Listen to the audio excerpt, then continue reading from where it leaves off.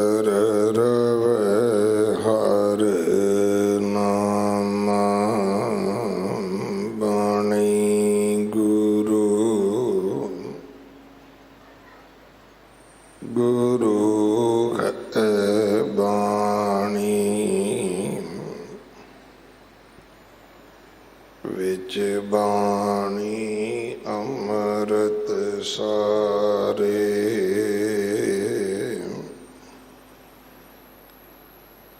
गुर बाणी कहे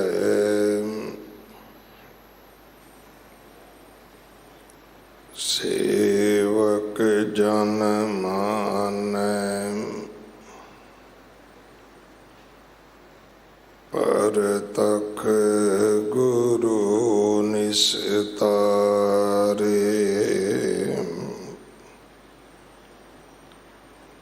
बाणी बिरलो विचारसी जे को गुरमुख होए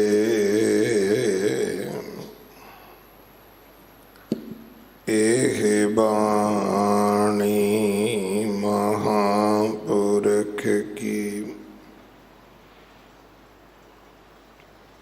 निज घर वासा होए।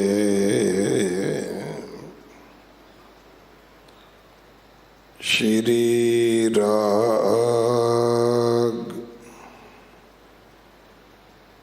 महला तीजा अपना तिन पायो अपना तिन पायोण जिन गुर का शब्द विचार सत संगति सदा मिल रहे सच्चे के गुण सार दुबदा मैल चुकाईन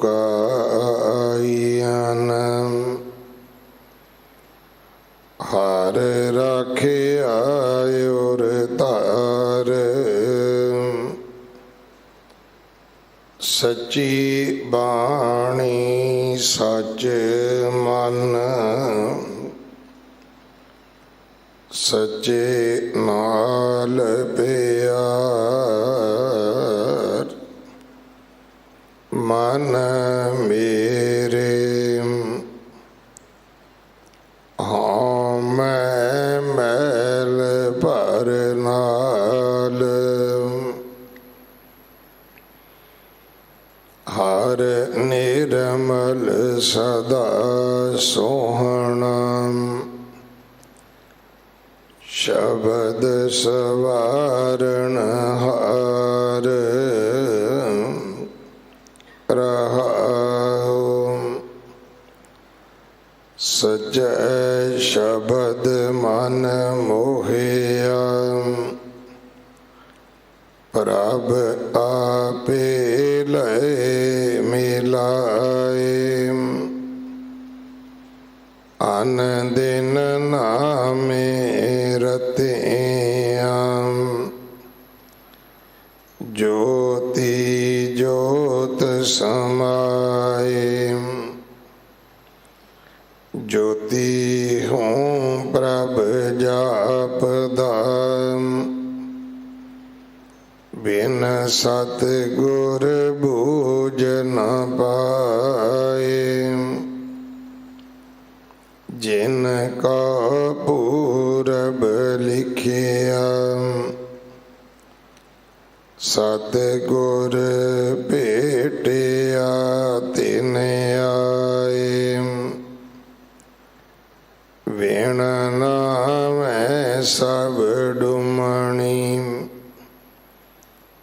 ਦੂਜੈ ਭਾਏ ਖੁਆਏ। ਤਿਸ ਬਿਨ ਘੜੀ ਨਾ ਜੀਵੰਦੀ, ਦੁਖੀ ਰਹਿਣ ਵਿਹਾਏ। ਭਰਮ ਭੁਲਾਣਾ ਅੰਧਲਾ, ਫਿਰ ਫਿਰ ਆਵੇ ਜਾਏ। ਨਦਰ ਕਰੇ ਪ੍ਰਭ ਆਪਣੀ, ਆਪੇ ਲਏ ਮਿਲਾਏ। ਸਭ ਕਿਛ ਸੁਣਦਾ ਵੇਖਦਾ, ਕਿਉਂ ਮੁਕਰ ਪਿਆ ਜਾਏ। ਪਾਪੋ ਪਾਪ ਕਮਾਵੰਦੇ, ਪਾਪੇ ਪਚੈ ਪਚਾਏ। ਸੋ ਪ੍ਰਭ ਨਦਰ ਨ ਆਵਈ, ਮਨ ਮੁਖ ਬੂਝ ਨ ਪਾਏ। ਜਿਸ ਵਿਖਾਲ ਸੋਈ ਵੇਖੈ, ਨਾਨਕ ਗੁਰਮੁਖ ਪਾਏ। ਸੋ ਪ੍ਰਭ ਨਦਰ ਨ ਆਵਈ, ਮਨ ਮੁਖ ਬੂਝ ਨ ਪਾਏ। ਜਿਸ ਵਿਖਾਲੇ ਸੋਈ ਵੇਖੈ, ਨਾਨਕ ਗੁਰਮੁਖ ਪਾਏ। ਵਾਹਿਗੁਰੂ ਜੀ ਕਾ ਖਾਲਸਾ, ਵਾਹਿਗੁਰੂ ਜੀ ਕੀ ਫਤਿਹ। ਇਹ ਪਾਵਨ ਸ਼ਬਦ ਜੋ ਸ਼੍ਰੀ ਰਾਗ ਅੰਦਰ ਤੀਜੇ ਪਾਤਸ਼ਾਹ ਗੁਰੂ ਅਮਰਦਾਸ ਮਹਾਰਾਜ ਜੀ ਦੇ ਪਵਿੱਤਰ ਮੁਖ ਤੋਂ ਉਚਾਰਨ ਹੋਇਆ, ਸ਼੍ਰੀ ਗੁਰੂ ਗ੍ਰੰਥ ਸਾਹਿਬ ਪਾਤਸ਼ਾਹ ਮਹਾਰਾਜ ਜੀ ਦੇ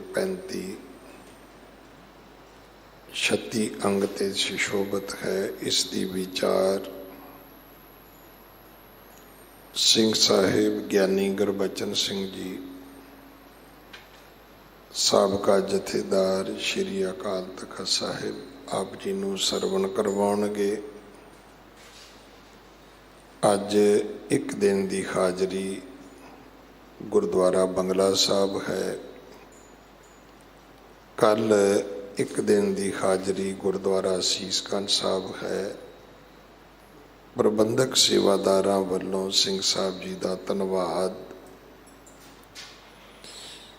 ਅੱਜ 2 ਗੁਰਪੁਰਬ ਹਨ। ਪਹਿਲਾ ਹੈ ਚੌਥੇ ਪਾਤਸ਼ਾਹ ਸੋਢੀ ਸੁਲਤਾਨ ਸਤਿਗੁਰੂ ਗੁਰੂ ਰਾਮਦਾਸ ਮਹਾਰਾਜ ਜੀ ਦੇ ਜੋਤੀ ਜੋਤ ਸਮਾਉਣ ਦਾ। ਦੂਸਰਾ ਹੈ ਧੰਨ ਸ਼੍ਰੀ ਗੁਰੂ ਗ੍ਰੰਥ ਸਾਹਿਬ ਪਾਤਸ਼ਾਹ ਮਹਾਰਾਜ ਜੀ ਦੇ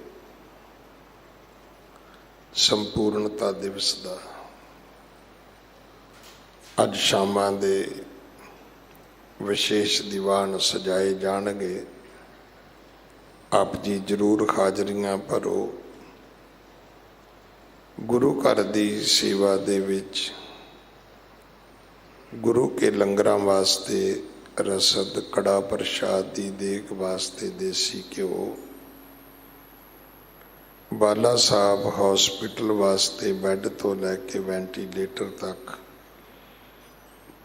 ਕੋਈ ਵੀ ਸੇਵਾ ਆਪ ਜੀ ਭੇਜ ਸਕਦੇ ਹੋ। ਇਮਾਰਤ ਦੀ ਸੇਵਾ ਜਥੇਦਾਰ ਬਾਬਾ ਬਚਨ ਸਿੰਘ ਜੀ ਕਰਵਾ ਰਹੇ ਹਨ। ਆਪਣੇ ਘਰਾਂ ਦੇ ਵਿੱਚ ਬੱਚਿਆਂ ਦੇ ਨਾਲ ਪੰਜਾਬੀ ਬੋਲੋ, ਬੱਚਿਆਂ ਨੂੰ ਗੁਰਮੁਖੀ ਪੜ੍ਹਾਓ। ਤਾਂ ਕਿ ਸਾਡੇ ਬੱਚੇ ਗੁਰੂ ਗ੍ਰੰਥ ਸਾਹਿਬ ਪਾਤਸ਼ਾਹ ਮਹਾਰਾਜ ਜੀ ਦੇ ਚਰਨੀ ਲੱਗ ਸਕਣ। ਆਪਣੇ ਨਾਵਾਂ ਦੇ ਨਾਲ ਵੀ ਸਿੰਘ ਤੇ ਕੌਰ ਸ਼ਬਦ ਲਿਖਿਆ ਕਰੋ। ਜਿਹੜੀਆਂ ਜਾਤਾਂ ਪਾਤਾਂ ਗੋਤਰ ਆਪਾਂ ਲਿਖਦੇ ਹਾਂ, ਇਹਨਾਂ ਨੂੰ ਸਿੱਖ ਧਰਮ ਦੇ ਵਿੱਚ ਕੋਈ ਥਾਂ ਕੋਈ ਪ੍ਰਵਾਨਗੀ ਨਹੀਂ ਹੈ। ਅਗਲੇ ਸਮੇਂ ਵਾਸਤੇ ਗੁਰਬਾਣੀ ਵਿਚਾਰ ਸਰਵਣ ਕਰੀਏ। ਵਾਹਿਗੁਰੂ ਜੀ ਕਾ ਖਾਲਸਾ, ਵਾਹਿਗੁਰੂ ਜੀ ਕੀ ਫਤਿਹ।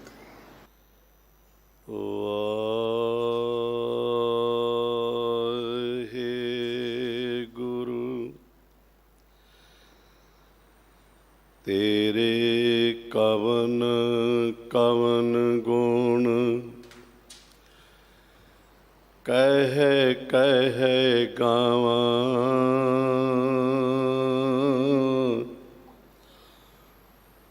ਤੂੰ ਸਾਹਿਬ ਗੁਣੀ ਨਿਧਾਨਾ,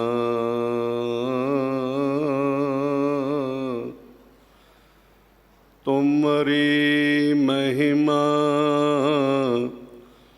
ਬਰਨ ਨਾ ਸਕੋਂ, ਤੂੰ ਠਾਕੁਰ ਊਚ ਭਗਵਾਨ, ਬਾਣੀ ਗੁਰੂ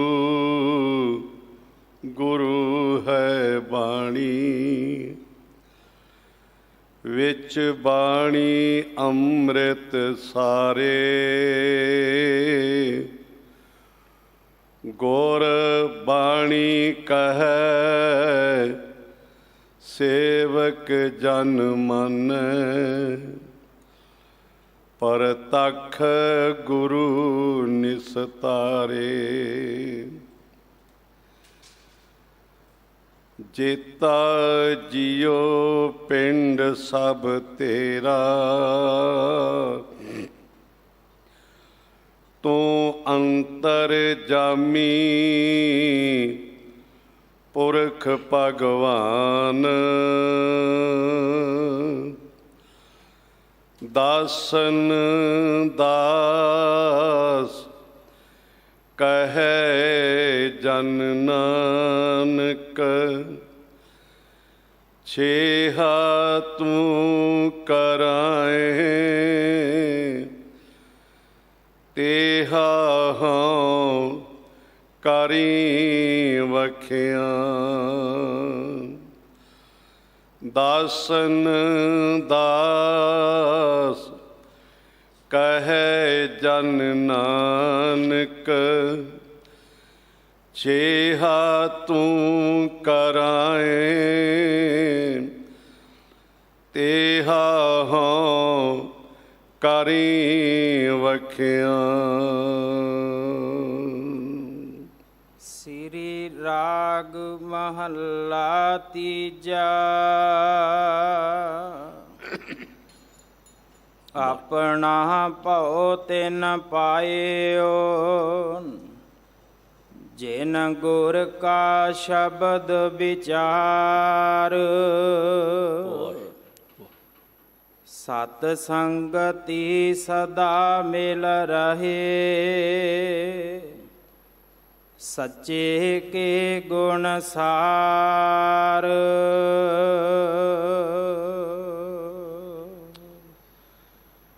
ਵਾਹਿਗੁਰੂ ਜੀ ਕਾ ਖਾਲਸਾ, ਵਾਹਿਗੁਰੂ ਜੀ ਕੀ ਫਤਿਹ।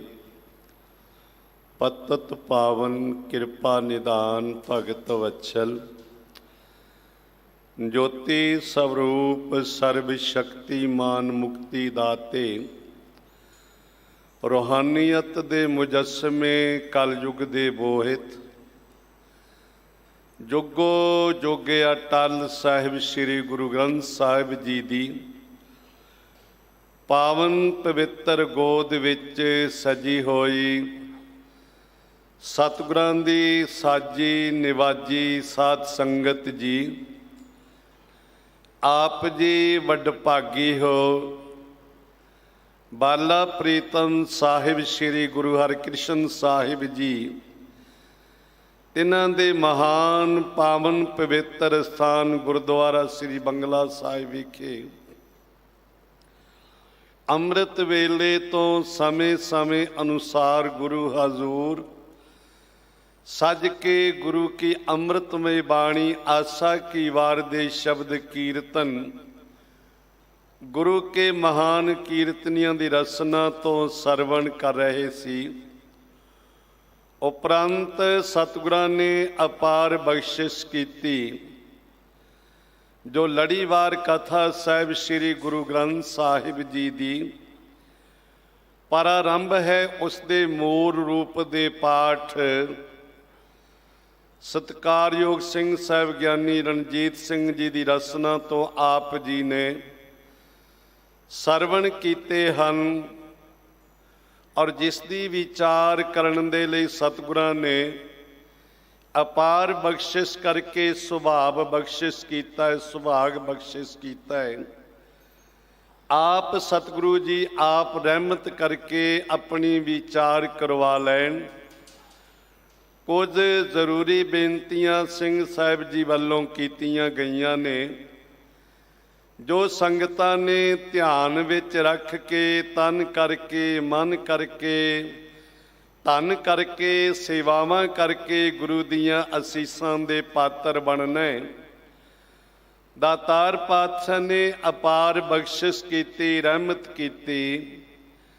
ਅੱਜ ਦੋ ਪਾਵਨ ਪਵਿੱਤਰ ਮਹਾਨ ਦਿਹਾੜੇ ਸਤਿਗੁਰਾਂ ਨੇ ਬਖਸ਼ਿਸ਼ ਕੀਤੇ। ਚੌਥੇ ਸਰੂਪ ਗੁਰੂ ਨਾਨਕ ਨਿਰੰਕਾਰੀ ਦੇ ਧੰਨ ਧੰਨ ਗੁਰੂ ਰਾਮਦਾਸ ਜੀ, ਧੰਨ ਧੰਨ ਰਾਮਦਾਸ ਗੁਰ ਜਿਨ ਸਿਰਿਆ ਤਿਨੈ ਸਵਾਰਿਆ, ਤਿਨਾਂ ਦੇ ਜੋਤੀ ਜੋਤ ਦਿਹਾੜੇ ਨੂੰ ਮਨਾਉਣ ਵਾਸਤੇ ਔਰ ਮਨੁੱਖਤਾ ਦੀ ਕਲਿਆਣ ਵਾਸਤੇ, ਗੁਰਮਤਿ ਦੇ ਪਾਂਧੀ ਬਣਾਉਣ ਵਾਸਤੇ, ਜੀਵਨ ਦੇ ਮਕਸਦ ਨੂੰ ਸਮਝਾਉਣ ਵਾਸਤੇ ਜੋ ਸਤਿਗੁਰਾਂ ਨੇ ਅੰਮ੍ਰਿਤਮਈ ਬਾਣੀ ਸ੍ਰੀ ਗੁਰੂ ਗ੍ਰੰਥ ਸਾਹਿਬ ਜੀ ਦੀ ਸੰਪੂਰਨਤਾ ਕੀਤੀ। ਸੰਪੂਰਨਤਾ ਦਿਵਸ ਨੂੰ ਮਨਾਉਣ ਦੇ ਵਾਸਤੇ ਵੀ ਦਿੱਲੀ ਸੇ ਗੁਰਦੁਆਰਾ ਪ੍ਰਬੰਧਕ ਕਮੇਟੀ ਵੱਲੋਂ ਮਹਾਨ ਉਪਰਾਲਾ ਕੀਤਾ ਗਿਆ ਹੈ। ਵਿਸ਼ੇਸ਼ ਦੀਵਾਨਾਂ ਦੀ ਬੇਨਤੀ ਸਿੰਘ ਸਾਹਿਬ ਜੀ ਨੇ ਕੀਤੀ ਹੈ। ਸੰਗਤਾਂ ਨੇ ਗੁਰੂ ਹਜ਼ੂਰ ਪਹੁੰਚ ਕੇ ਲਾਹਾ ਲੈਣਾ ਹੈ, ਕਿਉਂਕਿ ਸਾਹਿਬ ਕਹਿੰਦੇ ਕੁਰਬਾਨੀ ਤਿੰਨਾਂ ਗੁਰ ਸਿੱਖਾਂ ਭਾਏ ਭਗਤ ਗੁਰਪੁਰਬ ਕਰਨ ਦੇ। ਭਾਈ ਸਾਹਿਬ ਭਾਈ ਗੁਰਦਾਸ ਜੀ ਕਹਿੰਦੇ ਮੈਂ ਉਹਨਾਂ ਗੁਰਸਿੱਖਾਂ ਤੋਂ ਕੁਰਬਾਨ ਹਾਂ, ਬਲਿਹਾਰ ਹਾਂ, ਵਾਰਨੇ ਜਾਂਦਾ ਹਾਂ, ਜਿਹੜੇ ਭਾਵਨਾ ਸ਼ਰਧਾ ਤੇ ਸਤਿਕਾਰ ਸਹਿਤ ਸਤਿਗੁਰਾਂ ਦੇ ਪੁਰਬ ਮਨਾਉਂਦੇ ਨੇ। ਇਸ ਕਰਕੇ ਸਮਾਂ ਸੀਮਤ ਹੈ, ਸ਼ਬਦ ਵੀ ਵੱਡਾ ਹੈ ਤੇ ਇਹ ਵਿਚਾਰ ਵੀ ਗੁਰਪੁਰਬਾਂ ਦੀ ਤੂਕ ਮਾਤਰ ਕਰਨੀ ਹੈ। ਆਓ ਇੱਕ ਵਾਰੀ ਸਮੁੱਚੀ ਸੰਗਤ ਪਿਆਰ ਵਿੱਚ ਭਿੱਜ ਕੇ ਰਸਨਾ ਨੂੰ ਪਵਿੱਤਰ ਕਰਨ ਦੇ ਵਾਸਤੇ ਉਚਾਰਨ ਕਰੋ ਜੀ। ਸਤਨਾਮ ਸ੍ਰੀ ਵਾਹਿਗੁਰੂ ਜੀ। ਸ੍ਰੀ ਰਾਗ ਮਹੱਲਾ ਤੀਜਾ। ਸ੍ਰੀ ਰਾਗ ਦੇ ਵਿੱਚ ਤੀਸਰੇ ਪਾਤਸ਼ਾਹ ਸਾਹਿਬ ਸ੍ਰੀ ਗੁਰੂ ਅਮਰਦਾਸ ਮਹਾਰਾਜ ਜੀ ਇਹ ਪਾਵਨ ਪਵਿੱਤਰ ਬਖਸ਼ਿਸ਼ ਕਰ ਰਹੇ ਨੇ। ਸ਼ਬਦ ਦੀ ਮੋਹਰ ਛਾਪ ਨਾਨਕ ਤੇ ਹੈ। ਸਤਿਗੁਰੂ ਗੁਰੂ ਗ੍ਰੰਥ ਸਾਹਿਬ ਜੀ ਤਿੰਨ ਸਰੂਪ ਆਪ ਜੀ ਦੀਦਾਰ ਕਰਦੇ ਹੋ, ਜਿਨ੍ਹਾਂ ਨੂੰ ਪਹਿਲੇ ਸਰੂਪ ਭਾਈ ਗੁਰਦਾਸ ਜੀ ਵਾਲੀ ਬੀੜ ਕਿਹਾ ਜਾਂਦਾ ਹੈ, ਜੋ ਪੰਚਮ ਪਾਤਸ਼ਾਹ ਸਾਹਿਬ ਸ੍ਰੀ ਗੁਰੂ ਅਰਜਨ ਦੇਵ ਮਹਾਰਾਜ ਜੀ ਨੇ ਜੋ ਪਾਵਨ ਪਵਿੱਤਰ ਪਹਿਲਾ ਪ੍ਰਕਾਸ਼ ਦਿਹਾੜਾ ਆਪ ਜੀ ਨੇ ਕੱਲ ਮਨਾਇਆ। ਬਹੁਤ ਸ਼ਰਧਾ ਨਾਲ ਸੰਗਤਾਂ ਨੇ ਹਾਜ਼ਰੀਆਂ ਭਰੀਆਂ ਨੇ। ਇਸ ਦੇ ਵਿੱਚ 30 ਰਾਗ ਨੇ। ਇਹ ਪਾਵਨ ਪਵਿੱਤਰ ਸਰੂਪ ਅੱਜ ਕਰਤਾਰਪੁਰ ਦੇ ਵਿੱਚ ਧੀਰ ਮੱਲੀਆਂ ਦੀ ਜੋ ਸੰਪਰਦਾਇ ਉਸ ਦੇ ਪਾਸ ਹੈ। ਦੂਸਰੇ ਸਰੂਪ ਨੇ ਜਿਨ੍ਹਾਂ ਨੂੰ ਭਾਈ ਬੰਨੋ ਵਾਲੀ ਬੀੜ ਕਿਹਾ ਜਾਂਦਾ ਹੈ, ਜੋ ਮੰਗਟ ਨਿਵਾਸੀ ਗੁਜਰਾਤ ਦੇ ਰਹਿਣ ਵਾਲੇ, ਜਿਸ ਭਾਈ ਬੰਨੋ ਨੂੰ ਪੰਚਮ ਪਾਤਸ਼ਾਹ ਜੀ ਨੇ ਇਹ ਮਹਾਨ ਕਾਰਜ ਸੌਂਪਿਆ ਤੇ ਲਾਹੌਰ ਤੋਂ ਅੰਮ੍ਰਿਤਮਈ ਬਾਣੀ ਜੋ ਪੋਥੀ ਦੇ ਰੂਪ ਵਿੱਚ ਸੀ ਜਲਦ ਬਣਾਉਣ ਵਾਸਤੇ ਭੇਜਿਆ।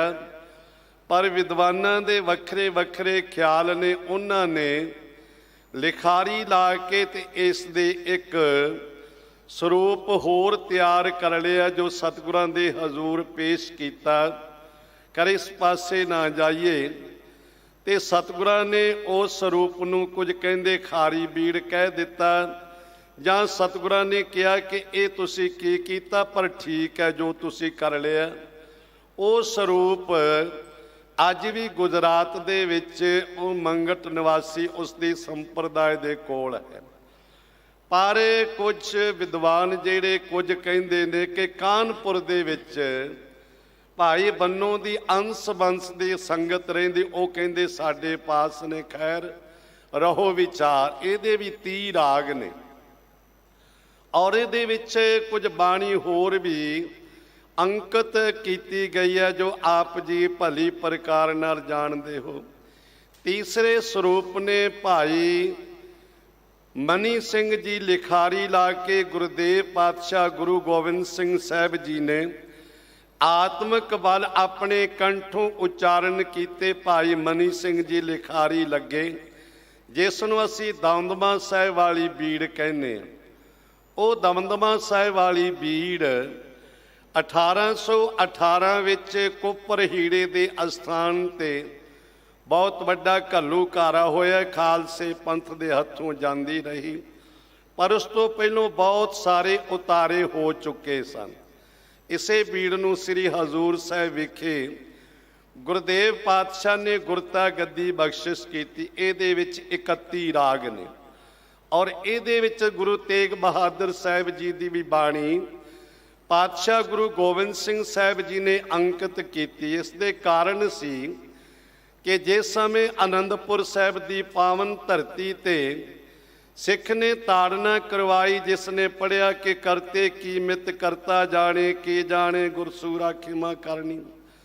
ਸਤਿਗੁਰਾਂ ਨੇ ਤਾੜਨਾ ਕਰਵਾਈ ਸੀ ਕਿ ਕੈ ਸ਼ਬਦ ਦੀ ਜਗ੍ਹਾ ਕੇ ਕਿਉਂ ਪੜ੍ਹਿਆ, ਕਿਉਂਕਿ ਗੁਰਬਾਣੀ ਦੇ ਵਿੱਚ ਲਗਾ ਮਾਤਰਾ ਜਿਹੜੀਆਂ ਨੇ ਇਹ ਬਹੁਤ ਧਿਆਨ ਮੰਗਦੀਆਂ ਨੇ। ਜਿਵੇਂ ਜਪਜੀ ਸਾਹਿਬ ਜੀ ਦੀ ਅੰਮ੍ਰਿਤਮਈ ਬਾਣੀਆਂ ਨੇ, ਜਪ ਜਿੱਥੋਂ ਸ਼ੁਰੂ ਹੁੰਦੀ ਗੁਰੂ ਗ੍ਰੰਥ ਸਾਹਿਬ ਦਾ ਸਰੂਪ, ਸਿੱਖ ਦੇ ਨਿਤਨੇਮ ਦੀ ਪਹਿਲੀ ਬਾਣੀ ਜਪ ਹੈ।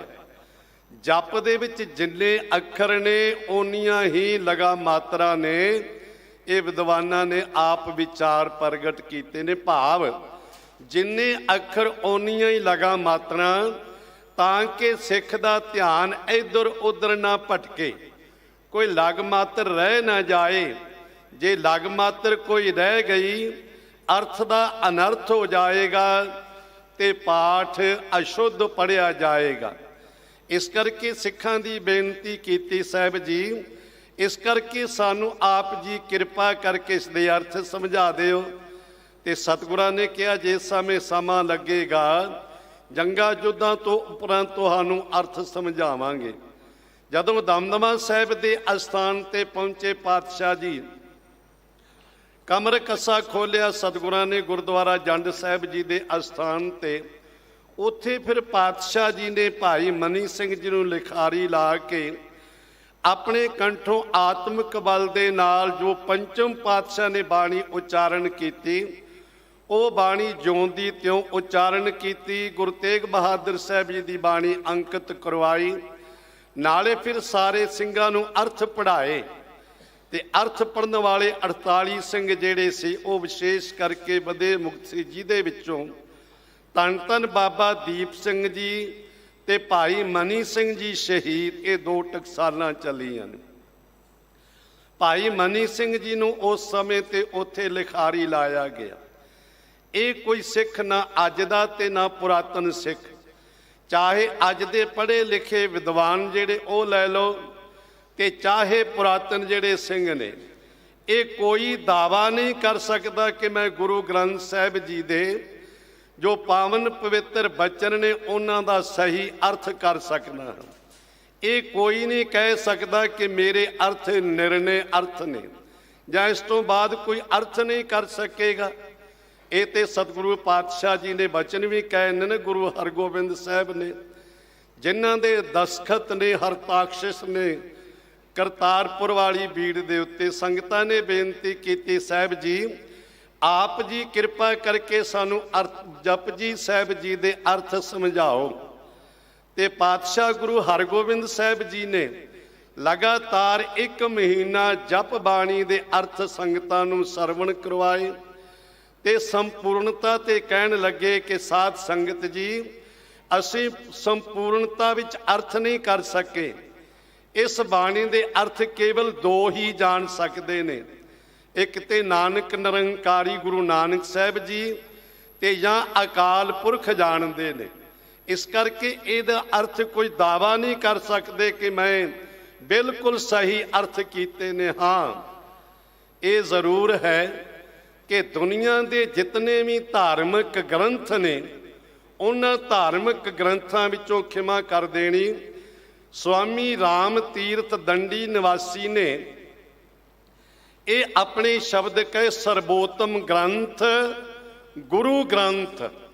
ਉਹਨਾਂ ਨੇ ਕਿਹਾ ਕਿ ਸਰਬੋਤਮ ਗ੍ਰੰਥ ਜਿਤਨੇ ਵੀ ਗ੍ਰੰਥ ਨੇ ਹੈ ਸਾਰੇ ਸਤਿਕਾਰਯੋਗ ਨੇ, ਪਰ ਸਾਰਿਆਂ ਤੋਂ ਸਰਬੋਤਮ ਗ੍ਰੰਥ ਗੁਰੂ ਗ੍ਰੰਥ ਸਾਹਿਬ ਜੀ ਹੈ। ਕਿਉਂਕਿ ਬਾਕੀ ਜਿਤਨੇ ਵੀ ਧਾਰਮਿਕ ਗ੍ਰੰਥ ਨੇ ਨਾ ਉਹ ਪਰਮੇਸ਼ਰ ਦੀਆਂ ਗੱਲਾਂ ਕਰਦੇ ਨੇ ਤੇ ਗੁਰੂ ਗ੍ਰੰਥ ਸਾਹਿਬ ਜੀ ਇਹ ਪਰਮੇਸ਼ਰ ਨਾਲ ਗੱਲਾਂ ਕਰਦੇ ਨੇ। ਜਿਵੇਂ ਅੰਗਰੇਜ਼ੀ ਦੇ ਵਿੱਚ ਕਹਿ ਦਿੱਤਾ ਜਾਂਦਾ ਨਾ, other books talk of God, ਪਰ Guru Granth Sahib ji talk to God. ਇਹ ਸਿੱਧੀ ਗੁਰੂ ਦੇ ਨਾਲ ਗੱਲ ਕਰਦੇ ਨੇ। ਹੁਣ ਤੁਸੀਂ ਜਦੋਂ ਕਿਤੇ ਪਿਆਰ ਵਿੱਚ ਬੈਠੇ ਹੋਵੋ ਤੇ ਅੰਮ੍ਰਿਤਮਈ ਬਾਣੀ ਜਪ ਸ਼ੁਰੂ ਕਰ ਲਓ, ਨਿਤਨੇਮ ਦੀ ਬਾਣੀ। ਜਦੋਂ ਜਪ ਜੀ ਸਾਹਿਬ ਪੜ੍ਹਦੇ ਆ ਨਾ ਤੇ ਸਿੱਧੀਆਂ ਪਰਮੇਸ਼ਰ ਦੇ ਨਾਲ ਗੱਲਾਂ ਹੁੰਦੀਆਂ ਨੇ। ਸੁਖਮਨੀ ਸਾਹਿਬ ਪੜ੍ਹਦੇ ਹੋ ਤੇ ਐਉਂ ਲੱਗਦਾ ਹੈ ਕਿ ਜਿਵੇਂ ਸਰੀਰ ਸਾਡਾ ਇੱਥੇ ਹੈ ਤੇ ਆਤਮਾ ਨਿਰੰਕਾਰ ਦੇ ਦਰਵਾਜ਼ੇ ਤੇ ਪਹੁੰਚ ਗਈ ਹੈ। ਇਸ ਕਰਕੇ ਪੰਚਮ ਪਾਤਸ਼ਾਹ ਨੇ ਗੁਰੂ ਗ੍ਰੰਥ ਸਾਹਿਬ ਦੀ ਸੰਪਾਦਨਾ ਕੀਤੀ। ਗੁਰੂ ਗੋਬਿੰਦ ਸਿੰਘ ਸਾਹਿਬ ਜੀ ਨੇ ਸੰਪੂਰਨਤਾ ਕੀਤੀ, ਪਰ ਇਹ ਗੱਲ ਕਹੀ ਕਿ ਜਪਣਾ ਹੈ। ਕਿਸ ਨੂੰ ਜਪਣਾ ਹੈ? ਜਿਹੜਾ ਆਦਿ ਸੱਚ ਜੁਗਾਦ ਸੱਚ ਹੈ ਪੀ ਸੱਚ ਨਾਨਕ ਹੋਸੀ ਭੇ ਸੱਚ, ਉਸ ਨੂੰ ਜਪਣਾ ਹੈ, ਉਸ ਮਾਲਕ ਨੂੰ ਜਪਣਾ ਹੈ। ਤੇ ਜਪਣਾ ਕਿਵੇਂ? 1 2 ਜੀਭੋਂ ਲੱਖ ਹੋਏ, ਲੱਖ ਹੋਵੇ ਲੱਖ 20। 1 ਤੋਂ ਕਰੋੜਾਂ ਜੀਭਾਂ ਹੋ ਜਾਣ ਤੇ ਕਰੋੜਾਂ ਵਾਰੀ ਉਸ ਮਾਲਕ ਦਾ ਨਾਮ ਜਪਣ ਤਾਂ ਵੀ ਉਸ ਦੇ ਜਪ ਦਾ ਅੰਤ ਨਹੀਂ ਪਾਇਆ ਜਾ ਸਕਦਾ। ਤੇ ਜਿਸ ਸਮੇਂ ਭਾਈ ਸਾਹਿਬ ਭਾਈ ਮਨੀ ਸਿੰਘ ਜੀ ਲਿਖਾਰੀ ਦਮਦਮਾ ਸਾਹਿਬ ਜੀ ਦੇ ਪਾਵਨ ਪਵਿੱਤਰ ਸਥਾਨ ਤੇ ਧੰਨ ਧੰਨ ਸ੍ਰੀ ਗੁਰੂ ਗ੍ਰੰਥ ਸਾਹਿਬ ਦੀ ਅੰਮ੍ਰਿਤਮਈ ਬਾਣੀ ਲਿਖਣੀ ਆਰੰਭ ਕੀਤੀ। ਸਾਹਿਬੇ ਆਲਮ ਸਰਬੰਸਦਾਨੀ ਬਾਣੀ ਲਿਖਾ ਰਹੇ ਨੇ, ਭਾਈ ਮਨੀ ਸਿੰਘ ਜੀ ਲਿਖਾਰੀ ਨੇ, ਧੰਨ ਬਾਬਾ ਦੀਪ ਸਿੰਘ ਜੀ ਕਲਮਾਂ ਘੜ ਕੇ ਦਿੰਦੇ ਸਨ। ਗੁਰਦੁਆਰਾ ਲਿਖਣ ਸਰ ਆਪ ਜੀ ਦੀਦਾਰ ਕਰਦੇ ਹੋ। ਤੇ ਭਾਈ ਮਨੀ ਸਿੰਘ ਜੀ ਨੇ ਇਹ ਬਚਨ ਕਹੇ ਜਿਸ ਸਮੇਂ ਬਾਣੀ ਲਿਖ ਰਹੇ ਸਨ ਕਿ ਗੁਰੂ ਗ੍ਰੰਥ ਸਾਹਿਬ ਦੇ ਵਿੱਚ ਸਤਿਗੁਰਾਂ ਨੇ ਕੁਝ ਮਰਿਆਦਾਵਾਂ ਰੱਖੀਆਂ ਨੇ, ਕੁਝ ਇhtiyਾਤ ਵਰਤੇ ਨੇ। ਤੇ ਜਿਹੜੇ ਇhtiyਾਤ ਗੁਰਬਾਣੀ ਵਿੱਚ ਵਰਤੇ ਨੇ ਸਤਿਗੁਰੂ ਜੀ, ਉਹ ਤੇਰੇ ਖਾਲਸੇ ਵਿੱਚ ਜਿਹੜੀਆਂ ਬੰਦਿਸ਼ਾਂ ਕੀਤੀਆਂ ਉਹ ਨਾ ਹੋਣ। ਤੇਰੇ ਸਿੱਖ ਵਿੱਚ ਉਹ ਇhtiyਾਤ ਜਿਹੜੇ ਵਰਤਨੇ ਚਾਹੀਦੇ ਨੇ ਉਹ ਨਹੀਂ ਹੋਣੇ ਚਾਹੀਦੇ। 6 ਇhtiyਾਤ ਗੁਰੂ ਗ੍ਰੰਥ ਸਾਹਿਬ ਜੀ ਦੇ ਵਿੱਚ ਵਰਤੇ ਗਏ ਨੇ। ਸਮਾਂ ਬੜਾ ਸੀਮਤ ਹੈ। ਸਭ ਤੋਂ ਪਹਿਲਾਂ ਗੁਰੂ ਗ੍ਰੰਥ ਸਾਹਿਬ ਵਿੱਚ ਹਉ ਸ਼ਬਦ ਨਹੀਂ ਹੈ। ਹਉਮੈ ਨਹੀਂ ਆਉਣ ਦਿੱਤੀ, ਭਾਵ ਕਿ ਗੁਰੂ ਨਾਨਕ ਸਾਹਿਬ ਜੀ ਤੋਂ ਲੈ ਲਓ, ਚਾਹੇ ਗੁਰੂ ਅੰਗਦ ਸਾਹਿਬ ਜੀ, ਗੁਰੂ ਅਮਰਦਾਸ, ਗੁਰੂ ਰਾਮਦਾਸ ਮਹਾਰਾਜ ਜੀ, ਪੰਚਮ ਗੁਰਦੇਵ ਜੀ, ਗੁਰੂ ਤੇਗ ਬਹਾਦਰ ਸਾਹਿਬ ਜੀ, ਗੁਰੂ ਸਾਹਿਬਾਨਾਂ ਦੀ ਬਾਣੀ ਹੈ, ਭਗਤਾਂ ਦੀ ਬਾਣੀ ਹੈ। ਤੇ ਕਿਤੇ ਵੀ ਤੁਸੀਂ ਇਹ ਸ਼ਬਦ ਨਹੀਂ ਸੁਣੋਗੇ ਉਸ ਦੇ ਨਾਲ ਹਉਮੈ ਆਉਂਦੀ ਹੋਵੇ। ਦਾਸ ਸ਼ਬਦ ਵਰਤਿਆ ਗਿਆ ਹੈ। ਸਗੋਂ ਗੁਰੂ ਗ੍ਰੰਥ ਸਾਹਿਬ ਵਿੱਚ ਗੁਰੂ ਸਾਹਿਬਾਨਾਂ ਨੇ ਇਹ ਸ਼ਬਦ ਕਹਿ ਦਿੱਤੇ, ਹਮ ਦਾਸਨ ਦਾਸ ਕੀਜੈ ਪਨਹਾਰੀ, ਕਿ ਮੈਨੂੰ ਦਾਸਾਂ ਦਾ ਦਾਸ ਬਣਾ ਦੇ, ਉਹਨਾਂ ਦਾ ਵੀ ਪਾਣੀ ਭਰਨ ਵਾਲਾ ਬਣਾ ਦਿੱਤੇ। ਪੰਚਮ ਗੁਰਦੇਵ ਜੀ ਨੇ ਆਪਣੇ ਮੁਖਾਰਬਿੰਦ ਵਿੱਚੋਂ ਬਾਣੀ ਉਚਾਰਨ ਕੀਤੀ, ਤੇ ਇਹ ਨਹੀਂ ਕਿ ਆਪਣਾ ਨਾਮ ਕਿਤੇ ਲਿਖਿਆ ਹੋਵੇ। ਮੋਹਰ ਨਾਨਕ ਛਾਪ ਤੇ ਲਾਈ ਸਤਿਗੁਰੂ ਪਾਤਸ਼ਾਹ ਜੀ ਨੇ, ਇਸ ਕਰਕੇ ਕਿ ਸਿੱਖਾ ਤੇਰੇ ਵਿੱਚ ਹਉ ਨਹੀਂ ਆਉਣੀ ਚਾਹੀਦੀ। ਕੁਝ ਵੀ ਪ੍ਰਾਪਤ ਕਰਕੇ ਤੂੰ ਹਉਮੈ ਵਿੱਚ ਨਾ ਆਵੇਂ, ਕਿਉਂਕਿ ਹਉਮੈ ਹੀ ਆ ਜਿਹੜਾ ਦੁੱਖ ਦਾ ਕਾਰਨ ਹੈ। ਹਉਮੈ ਹੀ ਆ ਜਿਹੜੀ ਦੀਰਘ ਰੋਗ ਬਣਦੀ ਹੈ। ਹਉਮੈ ਹੀ ਆ ਜਿਹੜੀ ਤੈਨੂੰ ਸੰਗਤ ਵਿੱਚ ਬੈਠਣ ਨਹੀਂ ਦਿੰਦੀ, ਕਿਉਂਕਿ ਜਦੋਂ ਹਉਮੈ ਆ ਜਾਂਦੀ ਹੈ ਨਾ, ਫਿਰ ਸਾਡੇ ਵਿੱਚ ਮਲ ਵਿਖੇਪ ਤੇ ਅਵਰਣਤਾ, ਇਹ ਤਿੰਨ ਤਰ੍ਹਾਂ ਦੀ ਮੈਲ ਸੰਗਤ ਵਿੱਚ ਬੈਠਿਆਂ ਵੀ ਸਾਡੇ ਵਿੱਚ ਆ ਜਾਂਦੀ ਆ। ਇਸ ਕਰਕੇ ਸਤਿਗੁਰਾਂ ਨੇ ਕਿਹਾ, ਸਿੱਖਾ ਤੇਰੇ ਵਿੱਚ ਹਉ ਨਹੀਂ ਆਉਣੀ ਚਾਹੀਦੀ। ਇਹ ਜਿਤਨਾ ਵੀ ਧਨ ਪਦਾਰਥ ਸੰਪਤੀ ਤੈਨੂੰ ਮਿਲੀ ਹੈ, ਮਨੁੱਖਾ ਜਨਮ ਮਿਲਿਆ, ਕਾਰੋਬਾਰ ਮਿਲਿਆ, ਪਰਿਵਾਰ ਮਿਲਿਆ, ਕਿਤੇ ਹਉਮੈ ਨਾ ਕਰ ਲਈ, ਹਉਮੈ ਵਿੱਚ ਨਾ ਆ ਜਾਈ। ਇਹ ਭੇ ਦਾਤ ਤੇਰੀ ਦਾਤਾਰ, ਅਰਦਾਸ ਕਰਨੀ ਕਿ ਮਾਲਕ ਇਹ ਦਾਤਾਂ ਸਾਰੀਆਂ ਤੇਰੀਆਂ ਬਖਸ਼ਿਸ਼ ਕੀਤੀਆਂ ਹੋਈਆਂ ਨੇ। ਦੂਸਰਾ, ਗੁਰੂ ਗ੍ਰੰਥ ਸਾਹਿਬ ਦੇ ਵਿੱਚ ਦੀਪਕ ਰਾਗ ਨਹੀਂ ਹੈ ਔਰ ਮੇਘ ਰਾਗ ਨਹੀਂ ਹੈ, ਸਤਿਗੁਰੂ ਪਾਤਸ਼ਾਹ ਨੇ ਵਰਤਿਆ। ਹਾਲਾਂਕਿ ਉਸ ਸਮੇਂ ਦੀਪਕ ਰਾਗ ਦੀ ਬੜੀ ਮਹਾਨਤਾ ਸੀ। ਤਾਨਸੈਨ ਜਿਹੜਾ ਦੀਪਕ ਰਾਗ ਗਾਉਣ ਦੇ ਵਿੱਚ ਬਹੁਤ ਮਾਹਰ ਸੀ, ਉਸ ਨੂੰ ਬੜੀ ਮੁਹਾਰਤ ਸੀ, ਪਰ ਸਤਿਗੁਰਾਂ ਨੇ ਨਾ ਦੀਪਕ ਰਾਗ ਵਰਤਿਆ ਹੈ ਨਾ ਮੇਘ ਰਾਗ ਵਰਤਿਆ। ਕਾਰਨ ਕਿ ਸਿੱਖਾ ਤੇਰੇ ਜੀਵਨ ਵਿੱਚ ਨਾ ਬਹੁਤੀ ਖੁਸ਼ੀ ਹੋਵੇ ਤੇ ਨਾ ਤੇਰੇ ਜੀਵਨ ਵਿੱਚ ਗਾਮੀ ਆਉਣਾ ਚਾਹੀਦਾ। ਤੇਰੇ ਜੀਵਨ ਵਿੱਚ ਹਮੇਸ਼ਾ ਸਮਤਲ ਰਹਿਣਾ ਚਾਹੀਦਾ ਹੈ। ਇਹ ਨਹੀਂ ਕਿ ਪਦਾਰਥ ਆ ਗਏ, ਪੁੱਤਰ ਦੀ ਸ਼ਾਦੀ ਆ ਗਈ ਤੇ ਤੂੰ ਭੰਗੜੇ ਪਾਉਣੇ ਸ਼ੁਰੂ ਕਰ ਦੇਵੇਂ, ਸ਼ਰਾਬਾਂ ਵਰਤਾਉਣੀਆਂ ਸ਼ੁਰੂ ਕਰ ਦੇਵੇਂ, ਤੇ ਜੇ ਕਿਤੇ ਖੁਦਾ ਨਖਾਸਤਾ ਕੋਈ ਐਸਾ ਕੋਈ ਬਹਾਨਾ ਵਰਤ ਜਾਏ ਤੇ ਤੂੰ ਗਮਗੀਨ ਹੋ ਕੇ ਬੈਠ ਜਾਏ। ਐਸਾ ਨਹੀਂ ਹੈ। ਜੇ ਸੁਖ ਦੇਹ ਤਾਂ ਤੁਝੇ ਅਰਾਧੀ, ਦੁੱਖ ਪੀ ਤੁਝੇ ਧਿਆਈ। ਜੇ ਭੁੱਖ ਦੇਹ ਤੈ ਤਿਹੀ ਰਾਜਾਂ, ਦੁੱਖ ਵਿੱਚ ਸੁਖ ਮਨਾਈ। ਦੁੱਖ ਵਿੱਚ ਤੇ ਸੁਖ ਵਿੱਚ ਸਿੱਖ ਨੇ ਸਮਾਨ ਅੰਤਰ ਬਿਰਤੀ ਰੱਖਣੀ ਹੈ। ਇਸ ਲਈ ਸਤਿਗੁਰੂ ਪਾਤਸ਼ਾਹ ਨੇ ਦੀਪਕ ਰਾਗ ਤੇ ਮੇਘ ਰਾਗ ਨਹੀਂ ਵਰਤਿਆ। ਹਾਂ, ਸਤਿਗੁਰਾਂ ਨੇ ਦੀਪਕੀ ਗੌੜੀ ਕਿਹਾ, ਰਾਮਦੇਵ ਗੁਰੂ ਗ੍ਰੰਥ ਸਾਹਿਬ ਵਿੱਚ ਦੀਪਕੀ ਸ਼ਬਦ ਵਰਤਿਆ, ਕਿਉਂਕਿ ਗੌੜੀ ਬੜੀ ਗੰਭੀਰ ਹੈ, ਇਸ ਦੇ ਨਾਲ ਦੀਪਕੀ ਸ਼ਬਦ ਵਰਤਿਆ ਸਤਿਗੁਰਾਂ ਨੇ। ਇਹ ਵੀ ਨਹੀਂ ਕਿ ਸਿੱਖਾ ਤੂੰ ਇੰਨਾ ਗੰਭੀਰ ਹੋ ਕੇ ਬੈਠ ਜਾਏ ਕਿ ਤੇਰੇ ਧਰਮ ਵਿੱਚੋਂ ਕੋਈ ਪਲਾਇਨ ਕਰ ਰਿਹਾ ਹੋਵੇ, ਕੋਈ ਤੇਰੇ ਧਰਮ ਵਿੱਚੋਂ ਪਲਾਇਨ ਕਰਕੇ ਜਾ ਰਿਹਾ ਹੋਵੇ, ਕੋਈ ਤੇਰੇ ਧਰਮ ਤੇ ਕਟਾਕਸ਼ ਕਰੇ, ਕੋਈ ਤੇਰੇ ਧਰਮ ਨੂੰ ਆਂਚ ਆਉਣ ਦੇਵੇ ਤੇ ਤੂੰ ਗੰਭੀਰ ਹੋ ਕੇ ਬੈਠ ਜਾਏ ਕਿ ਮੈਨੂੰ ਕੀ। ਗੁਰੂ ਗ੍ਰੰਥ ਸਾਹਿਬ ਜੀ ਦੇ ਭਰੋਸੇ ਰੱਖਣ ਵਾਲਿਆ ਸਿੱਖਾ, ਬਾਣੀ ਪੜ੍ਹਨ ਵਾਲਿਆ ਸਿੱਖਾ, ਤੇਰੇ ਜੀਵਨ 'ਚ ਮੈਨੂੰ ਕੀ ਦਾ ਸ਼ਬਦ ਨਹੀਂ ਹੋਣਾ ਚਾਹੀਦਾ। ਤੂੰ ਗੰਭੀਰ ਹੋ ਕੇ ਨਹੀਂ ਦੇਖਣਾ ਚਾਹੀਦਾ। ਮੈਂ ਧੰਨਵਾਦੀ ਹਾਂ ਦਿੱਲੀ ਸੇ ਗੁਰਦੁਆਰਾ ਪ੍ਰਬੰਧਕ ਕਮੇਟੀ ਸਰਦਾਰ ਹਰਮੀਤ ਸਿੰਘ ਜੀ ਕਾਲਕਾ, ਉਹਨਾਂ ਦੇ ਸਾਰੇ ਸਾਥੀ।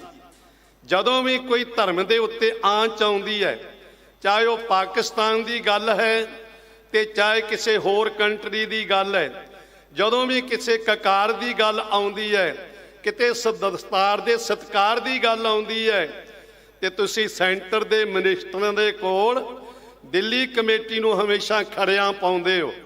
ਦਿੱਲੀ ਕਮੇਟੀ ਹਮੇਸ਼ਾ ਜਾ ਕੇ ਆਵਾਜ਼ ਉਠਾਉਂਦੀ ਹੈ, ਕਿਉਂਕਿ ਸਿੱਖ ਨੇ ਚੁੱਪ ਕਰਕੇ ਵੀ ਨਹੀਂ ਬੈਠਣਾ। ਇਸ ਕਰਕੇ ਸਿੱਖ ਦੇ ਜੀਵਨ ਵਿੱਚ ਨਾ ਗਮ ਚਾਉਣਾ ਚਾਹੀਦਾ ਤੇ ਨਾ ਬਹੁਤੀ ਖੁਸ਼ੀ ਹੋਣੀ ਚਾਹੀਦੀ ਹੈ। ਇਸ ਕਰਕੇ ਸਤਿਗੁਰੂ ਪਾਤਸ਼ਾਹ ਨੇ ਰਾਗ ਨਹੀਂ ਵਰਤੇ। ਤੇ ਤੀਸਰੀ ਬੇਨਤੀ ਕਰਾਂ, ਸਮਾਂ ਬਹੁਤਾ ਨਹੀਂ ਹੈ, ਕਿ ਇਹਦੇ ਵਿੱਚ ਗੁਰੂ ਗ੍ਰੰਥ ਸਾਹਿਬ ਦੇ ਵਿੱਚ ਵਿਤਕਰਾ ਨਹੀਂ ਆਉਣ ਦਿੱਤਾ। ਸਤਿਗੁਰੂ ਪਾਤਸ਼ਾਹ ਨੇ ਵਿਤਕਰਾ ਨਹੀਂ ਕੀਤਾ ਕਿਸੇ ਨਾਲ ਵੀ, ਚਾਹੇ ਉਹ ਕਿਸੇ ਪ੍ਰਾਂਤ ਦਾ ਹੈ, ਕਿਸੇ ਨਸਲ ਦਾ ਹੈ, ਕਿਸੇ ਰੂਪ ਦਾ ਹੈ, ਕਿਸੇ ਰੰਗ ਦਾ ਹੈ, ਕਿਸੇ ਵੀ ਧਰਮ ਦਾ ਹੈ, ਕਿਸੇ ਵਰਨ ਦਾ ਹੈ। ਤੇ ਜਿਹਨੇ ਵੀ ਪਰਮਾਤਮਾ ਦੀ ਖੁਸ਼ੀ ਲਈ ਉਹਨੂੰ ਗੁਰੂ ਨੇ ਪ੍ਰਵਾਨ ਕਰ ਲਿਆ। ਉਹਦੀ ਬਾਣੀ ਗੁਰੂ ਗ੍ਰੰਥ ਸਾਹਿਬ ਦੇ ਵਿੱਚ ਅੰਕਿਤ ਕਰ ਦਿੱਤੀ, ਕਿਉਂਕਿ ਗੁਰੂ ਗ੍ਰੰਥ ਸਾਹਿਬ ਜੀ ਨਾਲ ਸਾਨੂੰ ਆਤਮਿਕ ਮਾਰਗ ਦਰਸਾਉਣ ਵਾਲਾ ਹੈ। ਕਿਤੇ ਖਿਆਲ ਕਰੋ ਤੁਸੀਂ, ਸ਼੍ਰੀ ਰਾਗ ਤੋਂ ਆਰੰਭ ਕਰੋ, ਸ਼੍ਰੀ ਰਾਗ ਤੋਂ ਆਰੰਭ ਕਰੋ, ਪ੍ਰਭਾਤੀ ਰਾਗ ਤੱਕ ਪੜ੍ਹਦੇ ਪੜ੍ਹਦੇ ਜਾਓਗੇ ਨਾ, ਜਦੋਂ ਇਹ 30 ਰਾਗ ਬਣਦੇ ਨੇ, ਤੇ ਸ਼੍ਰੀ ਰਾਗ ਤੋਂ ਪੜ੍ਹਦਿਆਂ ਜਦੋਂ ਤੁਸੀਂ ਪ੍ਰਭਾਤੀ ਰਾਗ ਤੱਕ ਪਹੁੰਚਦੇ ਹੋ ਨਾ, ਤੇ ਤੁਹਾਡੀ ਜ਼ਿੰਦਗੀ ਅਨੇਕਾਂ ਹਨੇਰਿਆਂ ਨੂੰ ਪਾਰ ਕਰ ਜਾਂਦੀ ਹੈ। ਤੇ ਜਦੋਂ ਅਨੇਕਾਂ ਹਨੇਰੇ ਪਾਰ ਕਰ ਲੈਂਦੇ ਹੋ ਨਾ, ਜੀਵਨ ਵਿੱਚ ਇੱਕ ਰੋਸ਼ਨੀ ਪੈਦਾ ਹੁੰਦੀ ਹੈ, ਜੀਵਨ ਇੱਕ ਪ੍ਰਕਾਸ਼ ਪੈਦਾ ਹੁੰਦਾ ਹੈ। ਤੇ ਜਦੋਂ ਜੀਵਨ ਵਿੱਚ ਪ੍ਰਕਾਸ਼ ਪੈਦਾ ਹੋ ਜਾਏ, ਫਿਰ ਸਾਨੂੰ ਪਤਾ ਲੱਗਦਾ ਹੈ ਕਿ ਸਾਡਾ ਜੀਵਨ ਕੀ ਹੈ, ਫਿਰ ਅਸੀਂ ਆਪਣਾ ਜੀਵਨ ਸਫਲ ਕਰ ਲਿਆ ਹੈ। ਇਸੇ ਕਰਕੇ ਪਿਤਾ ਗੁਰੂ ਗੋਬਿੰਦ ਸਿੰਘ ਸਾਹਿਬ ਜੀ ਨੇ ਗੁਰੂ ਤੇਗ ਬਹਾਦਰ ਸਾਹਿਬ ਜੀ ਦੇ ਉਚਾਰਨ ਕੀਤਾ ਸੰਪੂਰਨ ਰਾਗ ਜੈਜਾਵੰਤੀ। ਇਹ ਜੈਜਾਵੰਤੀ ਅਖੀਰ ਵਿੱਚ 31ਵਾਂ ਰਾਗ ਸਤਿਗੁਰੂ ਪਾਤਸ਼ਾਹ ਨੇ ਅੰਕਿਤ ਕੀਤਾ ਹੈ। ਤੇ ਜੈਜਾਵੰਤੀ ਦਾ ਮਤਲਬ ਪਤਾ ਕੀ ਹੁੰਦਾ ਹੈ? ਇਹ ਰਾਜਸਥਾਨ ਦੇ ਵਿੱਚ ਜਦੋਂ ਤੁਸੀਂ ਜਾਂਦੇ ਹੋ ਨਾ, ਤੇ ਜਦੋਂ ਰਾਜਸਥਾਨ ਦੇ ਵਿੱਚ ਕੋਈ ਸੂਰਮਾ ਜੰਗ ਵਾਸਤੇ ਜਾਂਦਾ ਹੈ ਨਾ, ਤੇ ਜੰਗ ਦੇ ਵਿੱਚ ਤੋਰਨ ਵਾਸਤੇ ਉਹਦਾ ਪਰਿਵਾਰ, ਉਹਦੇ ਸੰਬੰਧੀ ਕੁਟੁੰਬੀ ਉਹਨੂੰ ਇੱਕ ਗੱਲ ਕਹਿੰਦੇ ਨੇ ਕਿ ਸੱਜਣਾ ਤੂੰ ਜੰਗ ਵਿੱਚ ਚੱਲਿਆ ਏ ਤੇ ਜਿੱਤ ਕੇ ਆਉਣਾ ਹੀ, ਜੇ ਜਿੱਤ ਕੇ ਨਾ ਆਇਆ ਤੇ ਤੇਰੀ ਲਾਸ਼ ਆਉਣੀ ਚਾਹੀਦੀ ਹੈ, ਜਾਂ ਤੇ ਜਿੱਤ ਕੇ ਆਵੇਂ ਤੇ ਜਾਂ ਤੇਰੀ ਲਾਸ਼ ਆਉਣੀ ਚਾਹੀਦੀ ਹੈ। ਜਦੋਂ ਉਹ ਜਿੱਤ ਕੇ ਆਉਂਦਾ ਹੈ ਨਾ, ਫਿਰ ਉਹ ਜੈਜਾਵੰਤੀ ਰਾਗ ਗਾਉਂਦੇ ਨੇ, ਉਹ ਜੈਜਾਵੰਤੀ ਰਾਗ ਗਾਉਂਦੇ ਨੇ। ਫਿਰ ਤੇ ਉਹਦੇ ਗਲ ਵਿੱਚ ਫੁੱਲਾਂ ਦੀ ਫੁੱਲਮਾਲਾ ਪਾਉਂਦੇ ਨੇ, ਉਹਦੇ ਗਲਾਂ ਵਿੱਚ ਹਾਰ ਪਾਉਂਦੇ ਨੇ। ਸਿੱਖਾ ਤੇਰਾ ਜੀਵਨ ਵੀ ਇਸੇ ਤਰ੍ਹਾਂ ਹੈ, ਕਿਉਂਕਿ ਤੂੰ ਸੰਸਾਰ ਨੂੰ ਜਿੱਤ ਕੇ ਜਾਣਾ ਹੈ, ਤੂੰ ਪਦਾਰਥਾਂ ਦੇ ਨਾਲ ਜੰਗ ਕਰਨੀ ਹੈ। ਤੇ ਜਦੋਂ ਪਦਾਰਥਾਂ ਦੇ ਵਿੱਚ ਜੰਗ ਕਰਕੇ ਤੂੰ ਧਾਤ ਦਾ ਰਸਤਾ ਨਹੀਂ ਅਪਣਾਉਣਾ, ਲਿਵ ਦਾ ਰਸਤਾ ਅਪਣਾਉਣਾ ਹੈ। ਧਾਤ ਕਹਿੰਦੇ ਪਦਾਰਥਾਂ ਨੂੰ, ਲਿਵ ਕਹਿੰਦੇ ਨੇ ਪਰਮਾਤਮਾ ਨੂੰ। ਪਦਾਰਥਾਂ ਵਿੱਚ ਖਚਿਤ ਨਹੀਂ ਹੋਣਾ, ਪਰਮਾਤਮਾ ਨਾਲ ਜੁੜਨਾ ਕਿਵੇਂ? ਸ਼ਬਦ ਨਾਲ। ਤੇ ਜਦੋਂ ਤੂੰ ਸ੍ਰੀ ਰਾਗ ਤੋਂ ਗੁਰੂ ਗ੍ਰੰਥ ਸਾਹਿਬ ਦੀ ਬਾਣੀ ਪੜ੍ਹਦਾ ਪ੍ਰਭਾਤ ਵਿੱਚ ਜਾਏਗਾ ਨਾ, ਜੈਜਾਵੰਤੀ ਤੇ ਪਹੁੰਚੇਗਾ। ਤੇ ਪ੍ਰਭਾਤ ਦਾ ਮਤਲਬ ਤੇ ਆਪ ਸਮਝਦੇ ਹੋ, ਦਿਨ ਚੜ੍ਹ ਗਿਆ, ਦਿਨ ਸਫਲਾ ਹੋ ਗਿਆ। ਤੇ ਤੇਰੇ ਜੀਵਨ ਦਾ ਦਿਨ ਸਫਲਾ ਹੋ ਜਾਏਗਾ, ਤੇਰੀ ਜ਼ਿੰਦਗੀ ਦਾ ਜੀਵਨ ਜਿੱਤ ਲਵੇਂਗਾ। ਇਸ ਲਈ ਸਤਿਗੁਰੂ ਮਹਾਰਾਜ ਸੱਚੇ ਪਾਤਸ਼ਾਹ ਨੇ ਸੋਹੀ ਰਾਗ ਵਿੱਚ ਬਚਨ ਕਹਿ, ਬਹਿਤੀ ਜਾਤ ਕਦੇ ਦ੍ਰਿਸ਼ਟ ਨ ਧਾਰਤ, ਮਿਥਿਆ ਮੋਹ ਬੰਧੈ ਨਿਤ ਪਾਰਚ, ਮਾਧਵੇ ਭਜ ਦਿਨ ਨਿਤ ਰੈਣੀ, ਜਨਮ ਪਦਾਰਥ ਜੀਤ ਹਰ ਸਰਣੀ। ਇਹ ਜਨਮ ਪਦਾਰਥ, ਇਸ ਨੂੰ ਜਿੱਤ ਕੇ ਜਾਣਾ ਹੈ। ਜਦੋਂ ਜਿੱਤ ਕੇ ਜਾਵਾਂਗੇ ਫਿਰ ਗੁਰੂ ਦੀ ਸ਼ਰਨ ਪ੍ਰਾਪਤ ਹੋਵੇਗੀ, ਗੁਰੂ ਦਾ ਉਪਦੇਸ਼ ਸਾਨੂੰ ਪ੍ਰਾਪਤ ਹੋਵੇਗਾ।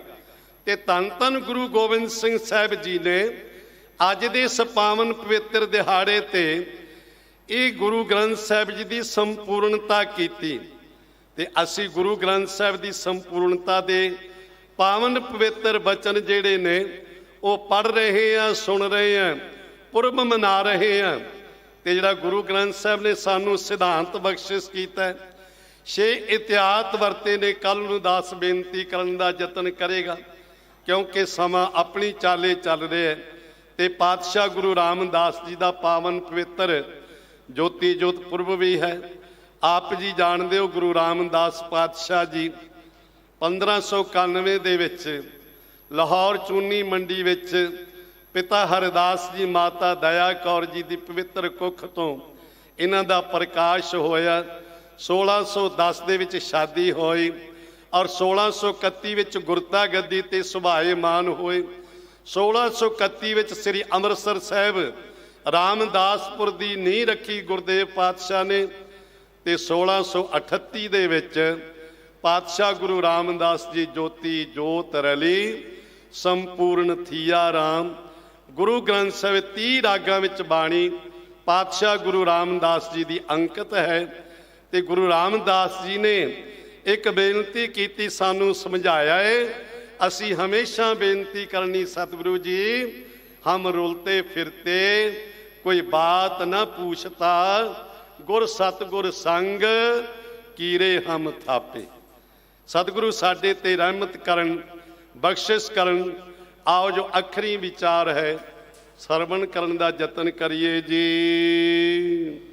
ਆਪਣਾ ਭਉ ਤਿਨ ਪਾਇਓ, ਜਿਨ ਗੁਰ ਕਾ ਸ਼ਬਦ ਵਿਚਾਰ।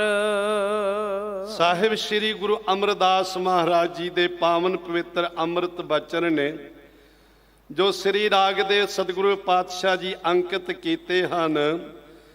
ਸਾਹਿਬ ਬਖਸ਼ਿਸ਼ ਕਰਦੇ ਨੇ, ਰਹਿਮਤ ਕਰਦੇ ਨੇ ਕਿ ਆਪਣਾ ਭਾਉ ਤਿਨ ਪਾਇਓਨ। ਊੜਾ ਖੁੱਲਾ ਹੈ, ਓਨ ਤੋਂ ਭਾਵ ਹੈ ਓਨ ਉਸ ਨੇ, ਉਸ ਮਾਲਕ ਨੇ, ਪਰਮਾਤਮਾ ਨੇ ਬਖਸ਼ਿਸ਼ ਕਰ ਦਿੱਤੀ। ਕਿਹਨਾਂ ਦੇ ਉੱਤੇ ਕੀਤੀ? ਜਿਨ੍ਹਾਂ ਨੇ ਗੁਰੂ ਦੇ ਉਪਦੇਸ਼ ਨੂੰ, ਗੁਰੂ ਦੇ ਸ਼ਬਦ ਦੀ ਵਿਚਾਰ ਕੀਤੀ, ਜਿਨ੍ਹਾਂ ਨੇ ਗੁਰੂ ਦੇ ਸ਼ਬਦ ਦੀ ਵਿਚਾਰ ਆਪਣੇ ਜ਼ਿਹਨ ਵਿੱਚ ਰੱਖੀ, ਆਪਣੇ ਧਿਆਨ ਵਿੱਚ ਰੱਖੀ, ਆਪਣੇ ਮਾਈਂਡ ਵਿੱਚ ਰੱਖੀ, ਗੁਰੂ ਦੀ ਸ਼ਬਦ ਦੇ ਵਿਚਾਰ ਦੇ ਅਨੁਸਾਰ ਚੱਲੇ।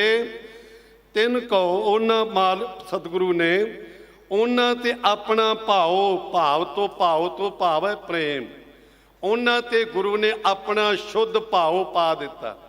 ਕਿਉਂਕਿ ਜਿਨ੍ਹਾਂ ਭਾਉ ਤਿਨ ਨਾਹੀ ਭਾਉ, ਜਿਨ੍ਹਾਂ ਨੂੰ ਸੰਸਾਰਿਕ ਡਰ ਦੇ ਵਿੱਚ ਖਚਿਤ ਨੇ ਨਾ, ਉਹ ਮਾਲਕ ਦੀ ਬਖਸ਼ਿਸ਼ ਦੇ ਪਾਤਰ ਨਹੀਂ ਬਣਦੇ।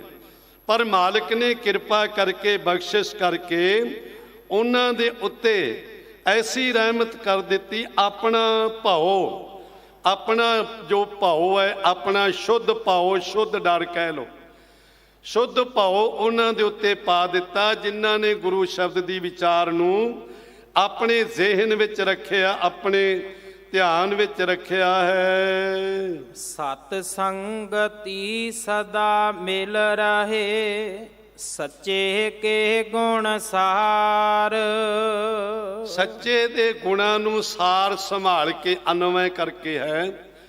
ਸੱਚੇ ਪ੍ਰਭੂ ਦੇ ਗੁਣਾਂ ਨੂੰ ਸਾਰ ਸੰਭਾਲ ਕੇ, ਸੰਭਾਲਣ ਤੋਂ ਭਾਵ ਅਸੀਂ ਧਿਆਨ ਵਿੱਚ ਰੱਖਦੇ ਹਾਂ, ਸੰਭਾਲ ਕੇ ਰੱਖਦੇ ਹਾਂ। ਕੋਈ ਕੀ ਕੀਮਤੀ ਵਸਤੂ ਹੋਵੇ ਨਾ, ਤੇ ਉਹਨੂੰ ਅਸੀਂ ਆਪਣੇ ਕੋਲ ਸੰਭਾਲਦੇ ਹਾਂ ਤਾਂ ਕਿ ਸਮੇਂ ਦੇ ਆਉਣ ਦੇ ਉੱਤੇ ਅਸੀਂ ਉਸ ਵਸਤੂ ਤੋਂ ਲਾਹਾ ਪ੍ਰਾਪਤ ਕਰ ਸਕੀਏ। ਜਿਨ੍ਹਾਂ ਨੇ ਗੁਰੂ ਦੇ ਸ਼ਬਦ ਨੂੰ ਸੰਭਾਲਿਆ ਏ ਤੇ ਗੁਰਦੇਵ ਪਾਤਸ਼ਾਹ ਨੇ ਬਖਸ਼ਿਸ਼ ਕਰਕੇ ਉਹਨਾਂ ਨੂੰ ਸਤ ਸੰਗਤੀ ਸਦਾ ਮਿਲ ਰਹੇ, ਬਖਸ਼ਿਸ਼ ਕਰ ਦਿੱਤੀ। ਉਹ ਸਦਾ ਹੀ ਸਤ ਸੰਗਤਾਂ ਦੇ ਵਿੱਚ, ਸਤ ਸੰਗਤ ਦੇ ਵਿੱਚ ਮਿਲੇ ਰਹਿੰਦੇ ਨੇ, ਜੁੜੇ ਰਹਿੰਦੇ ਨੇ। ਦੁਬਦਾ ਮਹਿਲ ਚੁਕਾਏ ਅਨ, ਹਰ ਰਾਖਿਆ ਉਰ ਤਾਰ। ਸੰਗਤ ਵਿੱਚ ਮਿਲਣ ਦਾ ਕੀ ਭਾਵ ਹੈ, ਕੀ ਅਰਥ ਹੈ? ਉਹਨਾਂ ਨੇ ਆਪਣੇ ਅੰਦਰੋਂ ਦੁਬਦਾ ਦਵੈਤ ਦੀ ਮੈਲ ਚੁਕਾ ਦਿੱਤੀ, ਮੇਰ ਤੇਰ ਦੀ ਮੈਲ ਚੁਕਾ ਦਿੱਤੀ। ਮਾਲਕ ਨੇ ਉਹਨਾਂ ਦੇ ਅੰਦਰੋਂ, ਉਹਨਾਂ ਦੇ ਮਨ ਵਿੱਚੋਂ ਦੁਬਦਾ ਖਤਮ ਕਰ ਦਿੱਤੀ, ਕਿਉਂਕਿ ਉਹਨਾਂ ਨੇ ਹਰੀ ਪਰਮਾਤਮਾ ਦੇ ਨਾਮ ਨੂੰ ਉਰ ਬਸੇਸ ਕਰਕੇ ਧਾਰਨ ਕਰ ਲਿਆ, ਜਾਂ ਉਰ ਹਿਰਦੇ ਵਿੱਚ ਧਾਰਨ ਕਰ ਲਿਆ। ਗੁਰੂ ਦਾ ਉਪਦੇਸ਼, ਗੁਰੂ ਦਾ ਸ਼ਬਦ ਉਹਨਾਂ ਦੇ ਹਿਰਦੇ ਵਿੱਚ ਵਸ ਗਿਆ ਏ। ਇਹ ਉਹਨਾਂ ਤੇ ਗੁਰੂ ਨੇ ਐਸੀ ਕਿਰਪਾ ਕਰ ਦਿੱਤੀ, ਕਿਉਂਕਿ ਜਦੋਂ ਦੁਬਦਾ ਦੀ ਮੈਲ ਹੀ ਚੁਕਾ ਦਿੱਤੀ ਗੁਰੂ ਨੇ, ਦੁਬਦਾ ਬੌਰੀ ਮਨ ਬੌਰਾਇਆ। ਜੇ ਦੁਬਦਾ ਦੀ ਮੈਲ ਲੱਗੇ, ਮੇਰ ਤੇਰ ਦੀ ਮੈਲ ਲੱਗੀ ਹੋਵੇ ਨਾ, ਤੇ ਮਨ ਬੌਰਾ ਹੋ ਜਾਂਦਾ ਹੈ, ਤੇ ਬੌਰਾ ਹੋਇਆ ਮਨ ਗੁਰੂ ਉਪਦੇਸ਼ ਦੇ ਵਿੱਚ ਜੁੜਦਾ ਨਹੀਂ। ਇਸ ਲਈ ਗੁਰੂ ਨੇ ਕਿਰਪਾ ਕੀ ਚੁਕਾਈਆਂ, ਚੁਕਾ ਦਿੱਤੀ ਦਵੈਤ ਦੀ ਮੈਲ, ਹਰੀ ਪਰਮਾਤਮਾ ਦਾ ਨਾਮ ਔਰ ਹਿਰਦੇ ਵਿੱਚ ਧਾਰਨ ਕਰਵਾ ਦਿੱਤਾ ਹੈ। ਸੱਚੀ ਬਾਣੀ ਸੱਚ ਮਨ, ਸੱਚੇ ਨਾਲ ਪਿਆਰ। ਜੋ ਪਰਮਾਤਮਾ ਦੀ ਸੱਚੀ ਬਾਣੀ ਹੈ ਨਾ, ਕਿਉਂਕਿ ਸਤਿਗੁਰੂ ਬਿਨਾ ਹੋਰ ਕੱਚੀ ਹੈ ਬਾਣੀ। ਬਾਣੀ ਤਾਂ ਕੱਚੀ ਸਤਿਗੁਰ ਬਾਝੋਂ, ਹੋਰ ਕੱਚੀ ਬਾਣੀ। ਗੁਰੂ ਦੀ ਬਾਣੀ ਸੱਚੀ ਹੈ ਤੇ ਸੱਚੀ ਬਾਣੀ ਸੱਚ ਮਨ। ਗੁਰੂ ਦੀ ਸੱਚੀ ਬਾਣੀ ਮਨ ਵਿੱਚ ਧਾਰਨ ਕਰਨ ਕਰਕੇ ਮਨ ਸੱਚਾ ਹੋ ਗਿਆ ਹੈ। ਮਨ ਸੂਚਾ, ਮੁਖ ਸਾਚਾ ਹੋਏ। ਜਦੋਂ ਮਨ ਸੱਚਾ ਹੈ, ਮੁਖ ਵਿੱਚੋਂ ਹੀ ਸੱਚੇ ਬਚਨ ਨਿਕਲਦੇ ਨੇ। ਤੇ ਜੇ ਮਨ ਵਿੱਚ ਖੋਟ ਹੈ ਤੇ ਮੁਖ ਦੇ ਕਹੇ ਬਚਨ ਵੀ ਸੱਚੇ ਨਹੀਂ ਹੁੰਦੇ, ਉਹ ਵੀ ਅੰਤਰ ਖੋਟ ਹੁੰਦੀ ਹੈ। ਇਸ ਲਈ ਸਤਿਗੁਰੂ ਪਾਤਸ਼ਾਹ ਜੀ ਬਖਸ਼ਿਸ਼ ਕਰਦੇ ਨੇ, ਸੱਚੇ ਨਾਲ ਪਿਆਰ। ਉਹਨਾਂ ਦਾ ਸੱਚੇ ਪ੍ਰਮਾਤਮਾ ਦੇ ਨਾਲ ਪਿਆਰ ਬਣ ਜਾਂਦਾ ਹੈ। ਉਹ ਪ੍ਰਮਾਤਮਾ ਦੇ ਨਾਲ ਪਿਆਰੇ ਲੱਗ ਜਾਂਦੇ ਨੇ, ਉਹ ਗੁਰੂ ਨੂੰ ਪਿਆਰੇ ਲੱਗਦੇ ਨੇ। ਸੱਚਾ ਪਿਆਰ ਉਹਨਾਂ ਦੇ ਮਨ ਵਿੱਚ ਵਸਿਆ ਹੈ। ਮਨ ਮੇਰੇ ਹਉ ਮੈਂ ਮੈਲ ਭਰ ਨਾਲ। ਮਨ ਮੇਰੇ, ਹੇ ਮੇਰੇ ਮਨ, ਹਉਮੈ ਮੈਲ ਭਰ ਨਾਲ। ਭਰ ਨਾਲ ਸ਼ਬਦ ਇਕੱਠਾ, ਜਿਵੇਂ ਸਿੰਘ ਸਾਹਿਬ ਜੀ ਨੇ ਉਚਾਰਨ ਕੀਤਾ ਸੀ। ਭਰਨਾਲ ਦਾ ਮਤਲਬ ਹੁੰਦਾ ਸਮੁੰਦਰ, ਤੇ ਸਮੁੰਦਰ ਤੋਂ ਭਾਵ ਹੈ ਸੰਸਾਰ। ਇਹ ਸੰਸਾਰ ਜਿਹੜਾ ਹੈ ਹਉਮੈ ਦੀ ਮੈਲ ਦੇ ਨਾਲ ਭਰਿਆ ਹੋਇਆ। ਇਹ ਸੰਸਾਰ ਦੇ ਵਿੱਚ ਹਉਮੈ ਦੀ, ਹੰਗਤਾ, ਮਮਤਾ ਦੀ, ਦੇ ਅਧਿਆਸ ਦੀ ਮੈਲ ਲੱਗੀ ਹੋਈ ਹੈ। ਇਸ ਲਈ ਸਾਹਿਬ ਕਹਿੰਦੇ, ਹੇ ਮੇਰੇ ਮਨ, ਹਉਮੈ ਮੈਲ ਭਰ ਨਾਲ। ਇਹ ਸੰਸਾਰ ਵਿੱਚ ਹਉਮੈ ਦੀ ਮੈਲ ਹੈ। ਇਹ ਹਉਮੈ ਦੀ ਮੈਲ ਨਾਲ ਕਹਿ ਲੋ ਭਰਿਆ ਹੋਇਆ ਹੈ। ਹਰ ਨਿਰਮਲ ਸਦਾ ਸੋਹਣਾ, ਸ਼ਬਦ ਸਵਾਰਨ ਹਾਰ। ਹਾਂ, ਪਰ ਜਿਹੜਾ ਪਰਮਾਤਮਾ ਹੈ ਨਾ, ਪਰਮੇਸ਼ਰ ਪ੍ਰਭੂ, ਉਹ ਹਰ ਨਿਰਮਲ ਹੈ। ਉਹਨੂੰ ਹਉਮੈ ਦੀ ਮੈਲ ਨਹੀਂ ਲੱਗੀ ਹੋਈ ਹੈ। ਉਹ ਮੈਲ ਤੋਂ ਰਹਿਤ, ਮਲ ਵਿਖੇਪਤਾ ਵਰਨ ਤੋਂ ਰਹਿਤ ਹੈ। ਹਰ ਨਿਰਮਲ ਸਦਾ ਸੋਹਣਾ। ਉਹ ਹਮੇਸ਼ਾ ਨਿਰਮਲ ਹੈ। ਨਿਰਮਲ ਹੋਣ ਕਰਕੇ ਸੋਹਣਾ ਹੈ। ਅਸੀਂ ਸਰੀਰ ਕਰਕੇ ਭਾਵੇਂ ਕਿਤਨੇ ਵੀ ਆਪਣੇ ਆਪ ਨੂੰ ਸੁੰਦਰ ਕਹਾ ਲਈਏ, ਪਰ ਸਾਡੇ ਅੰਦਰ ਹਉਮੈ ਦੀ ਮੈਲ ਹੈ। ਹਉਮੈ ਦੀ ਮੈਲ ਦੇ ਕਾਰਨ ਸਾਡਾ ਜਿਹੜਾ ਸਰੂਪ ਦਿਸਦਾ ਹੈ, ਇਹ ਵਾਸਤਵ ਦੇ ਵਿੱਚ ਹੈ ਨਹੀਂ, ਤੇ ਜੋ ਅਸੀਂ ਹਾਂ ਉਹ ਦਿਖਾਈ ਨਹੀਂ ਦਿੰਦਾ ਹੈ। ਇਸ ਲਈ ਕਾਮ ਕ੍ਰੋਧ ਦੋਏ ਵਸੇ ਚੰਡਾਲ। ਇਹ ਪਾਤਸ਼ਾਹ ਨੇ ਅੰਮ੍ਰਿਤਮਈ ਬਾਣੀ ਦੇ ਵਿੱਚ ਐਸੇ ਬਚਨ ਕਹੇ ਨੇ। ਪਰ ਪਰਮਾਤਮਾ ਨਿਰਮਲ ਹੈ, ਉਹ ਹਉਮੈ ਦੀ ਮੈਲ ਤੋਂ ਰਹਿਤ ਹੈ। ਇਸ ਲਈ ਸਦਾ ਸੋਹਣਾ ਹੈ। ਅਤ ਪ੍ਰੀਤਮ ਮਨ ਮੋਹਣਾ, ਕਟ ਸੋਹਣਾ ਪ੍ਰਾਣ ਆਧਾਰਾ ਰਾਮ। ਉਹ ਪ੍ਰਾਣਾਂ ਦਾ ਆਸਰਾ ਹੈ, ਹਮੇਸ਼ਾ ਸੋਹਣਾ ਹੈ। ਹਉਮੈ ਦੀ ਮੈਲ ਤੋਂ ਰਹਿਤ ਨਿਰਮਲ ਹੈ, ਕਿਉਂਕਿ ਸ਼ਬਦ ਸਵਾਰਨਹਾਰ। ਇਸ ਲਈ ਭਲਿਆ, ਸ਼ਬਦ ਦੇ ਰਾਹੀਂ ਗੁਰੂ ਤੈਨੂੰ ਵੀ ਸਵਾਰਨਹਾਰ ਹੈ। ਤੈਨੂੰ ਵੀ ਸਵਾਰ ਦੇਵੇਗਾ। ਜਦੋਂ ਤੂੰ ਗੁਰੂ ਦੇ ਸ਼ਬਦ ਨਾਲ ਜੁੜ ਜਾਏਗਾ, ਤੇਰੇ ਅੰਦਰੋਂ ਵੀ ਮੈਲ ਹਉਮੈ ਦੀ ਕੱਟੀ ਜਾਏਗੀ। ਕਿਉਂਕਿ ਹਉਮੈ ਨਾਵੈ ਨਾਲ ਵਿਰੋਧ ਹੈ। ਦੋਏ ਨਾ ਬਸੈ ਇਕ ਠਾਏ। ਜੇ ਨਾਮ ਹੈ ਤੇ ਮੈਲ ਨਹੀਂ ਰਹੇਗੀ। ਜਿੱਥੇ ਮੈਲ ਉੱਥੇ ਨਾਮ ਨਹੀਂ ਵਸਦਾ। ਗੁਰੂ ਕਿਰਪਾ ਕਰਕੇ ਸ਼ਬਦ ਦੇ ਨਾਲ ਇਹ ਜੀਵਨ ਸਵਾਰਨ ਵਾਲਾ ਹੈ। ਰਹਾਉ ਸੱਚਾ ਸ਼ਬਦ ਮਨ ਮੋਹਿਆ, ਪ੍ਰਭ ਆਪੇ ਲਏ ਮਿਲਾਏ। ਬਖਸ਼ਿਸ਼ ਕਰਦੇ ਨੇ ਸਤਿਗੁਰੂ ਜੀ ਵਿਸਰਾਮ ਦੇ ਕੇ। ਸੱਚੇ ਸ਼ਬਦ ਦੇ ਰਾਹੀਂ ਮਨ ਮੋਹਿਆ, ਮਨ ਮੋਹਿਆ ਗਿਆ ਹੈ, ਸ਼ਬਦ ਦੀ ਅਧੀਨ ਹੋ ਗਿਆ ਹੈ। ਕਿਉਂਕਿ ਪ੍ਰਭੂ ਨੇ ਕਿਰਪਾ ਕਰਕੇ ਆਪੇ ਲਏ ਮਿਲਾਏ। ਤੇ ਜਿਨ੍ਹਾਂ ਦਾ ਮਨ ਸ਼ਬਦ ਦੇ ਨਾਲ ਮੋਹਿਆ ਗਿਆ ਨਾ, ਸ਼ਬਦ ਦੇ ਨਾਲ ਜੁੜ ਗਿਆ, ਜਿਨ੍ਹਾਂ ਦਾ ਮਨ, ਉਹਨਾਂ ਨੂੰ ਗੁਰੂ ਆਪੇ ਹੀ ਆਪਣੇ ਨਾਲ ਮਿਲਾ ਲੈਂਦਾ। ਮਿਲਾ ਲੈਂਦਾ ਹੈ। ਆਪਣੀ ਅਭੇਦਤਾ ਬਖਸ਼ਿਸ਼ ਕਰ ਦਿੰਦਾ ਹੈ। ਆਪਣੇ ਸਰੂਪ ਦੀ ਲਖਤਾ ਕਰਵਾ ਦਿੰਦਾ ਹੈ। ਅਨ ਦਿਨ ਨਾਮੇ ਰਤਿਆ, ਜੋਤੀ ਜੋਤ ਸਮਾਏ। ਜਿਨ੍ਹਾਂ ਨੂੰ ਗੁਰੂ ਆਪਣੇ ਨਾਲ ਮਿਲਾ ਲੈਂਦਾ ਹੈ, ਉਹਨਾਂ ਦੀ ਕੀ ਨਿਸ਼ਾਨੀ ਹੈ? ਤੇ ਸਾਹਿਬ ਜੀ ਕਹਿੰਦੇ, ਉਹ ਅਨ ਦਿਨ ਤੇ ਰਾਤ, ਅੱਠੇ ਪਹਿਰ, ਸਵਾਸ ਕਰਕੇ ਨਾਮੇ ਰਤਿਆ। ਨਾਮੇ ਨਾਮ ਦੇ ਵਿੱਚ ਰਤੇ ਰਹਿੰਦੇ ਨੇ। ਨਾਮ ਦੇ ਵਿੱਚ ਰੰਗੇ ਰਹਿੰਦੇ ਨੇ। ਇਹ ਨਹੀਂ ਕਿ ਉਹਨਾਂ ਦਾ ਪਰਿਵਾਰ ਨਹੀਂ, ਉਹਨਾਂ ਦਾ ਕਾਰੋਬਾਰ ਨਹੀਂ।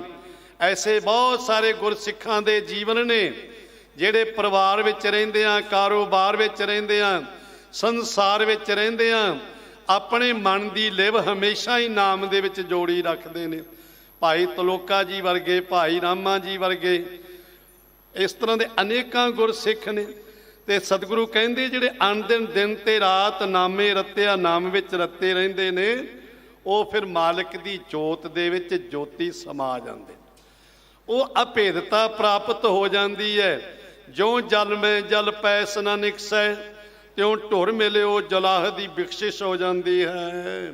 ਜੋਤੀ ਹੂੰ ਪ੍ਰਭ ਜਾਪਦਾ, ਬਿਨ ਸਤਿਗੁਰ ਬੂਝ ਨਾ ਪਾਏ। ਜੋਤੀ ਰਾਹੀਂ ਹੀ ਪ੍ਰਭੂ ਜਾਣਿਆ ਜਾਂਦਾ ਹੈ।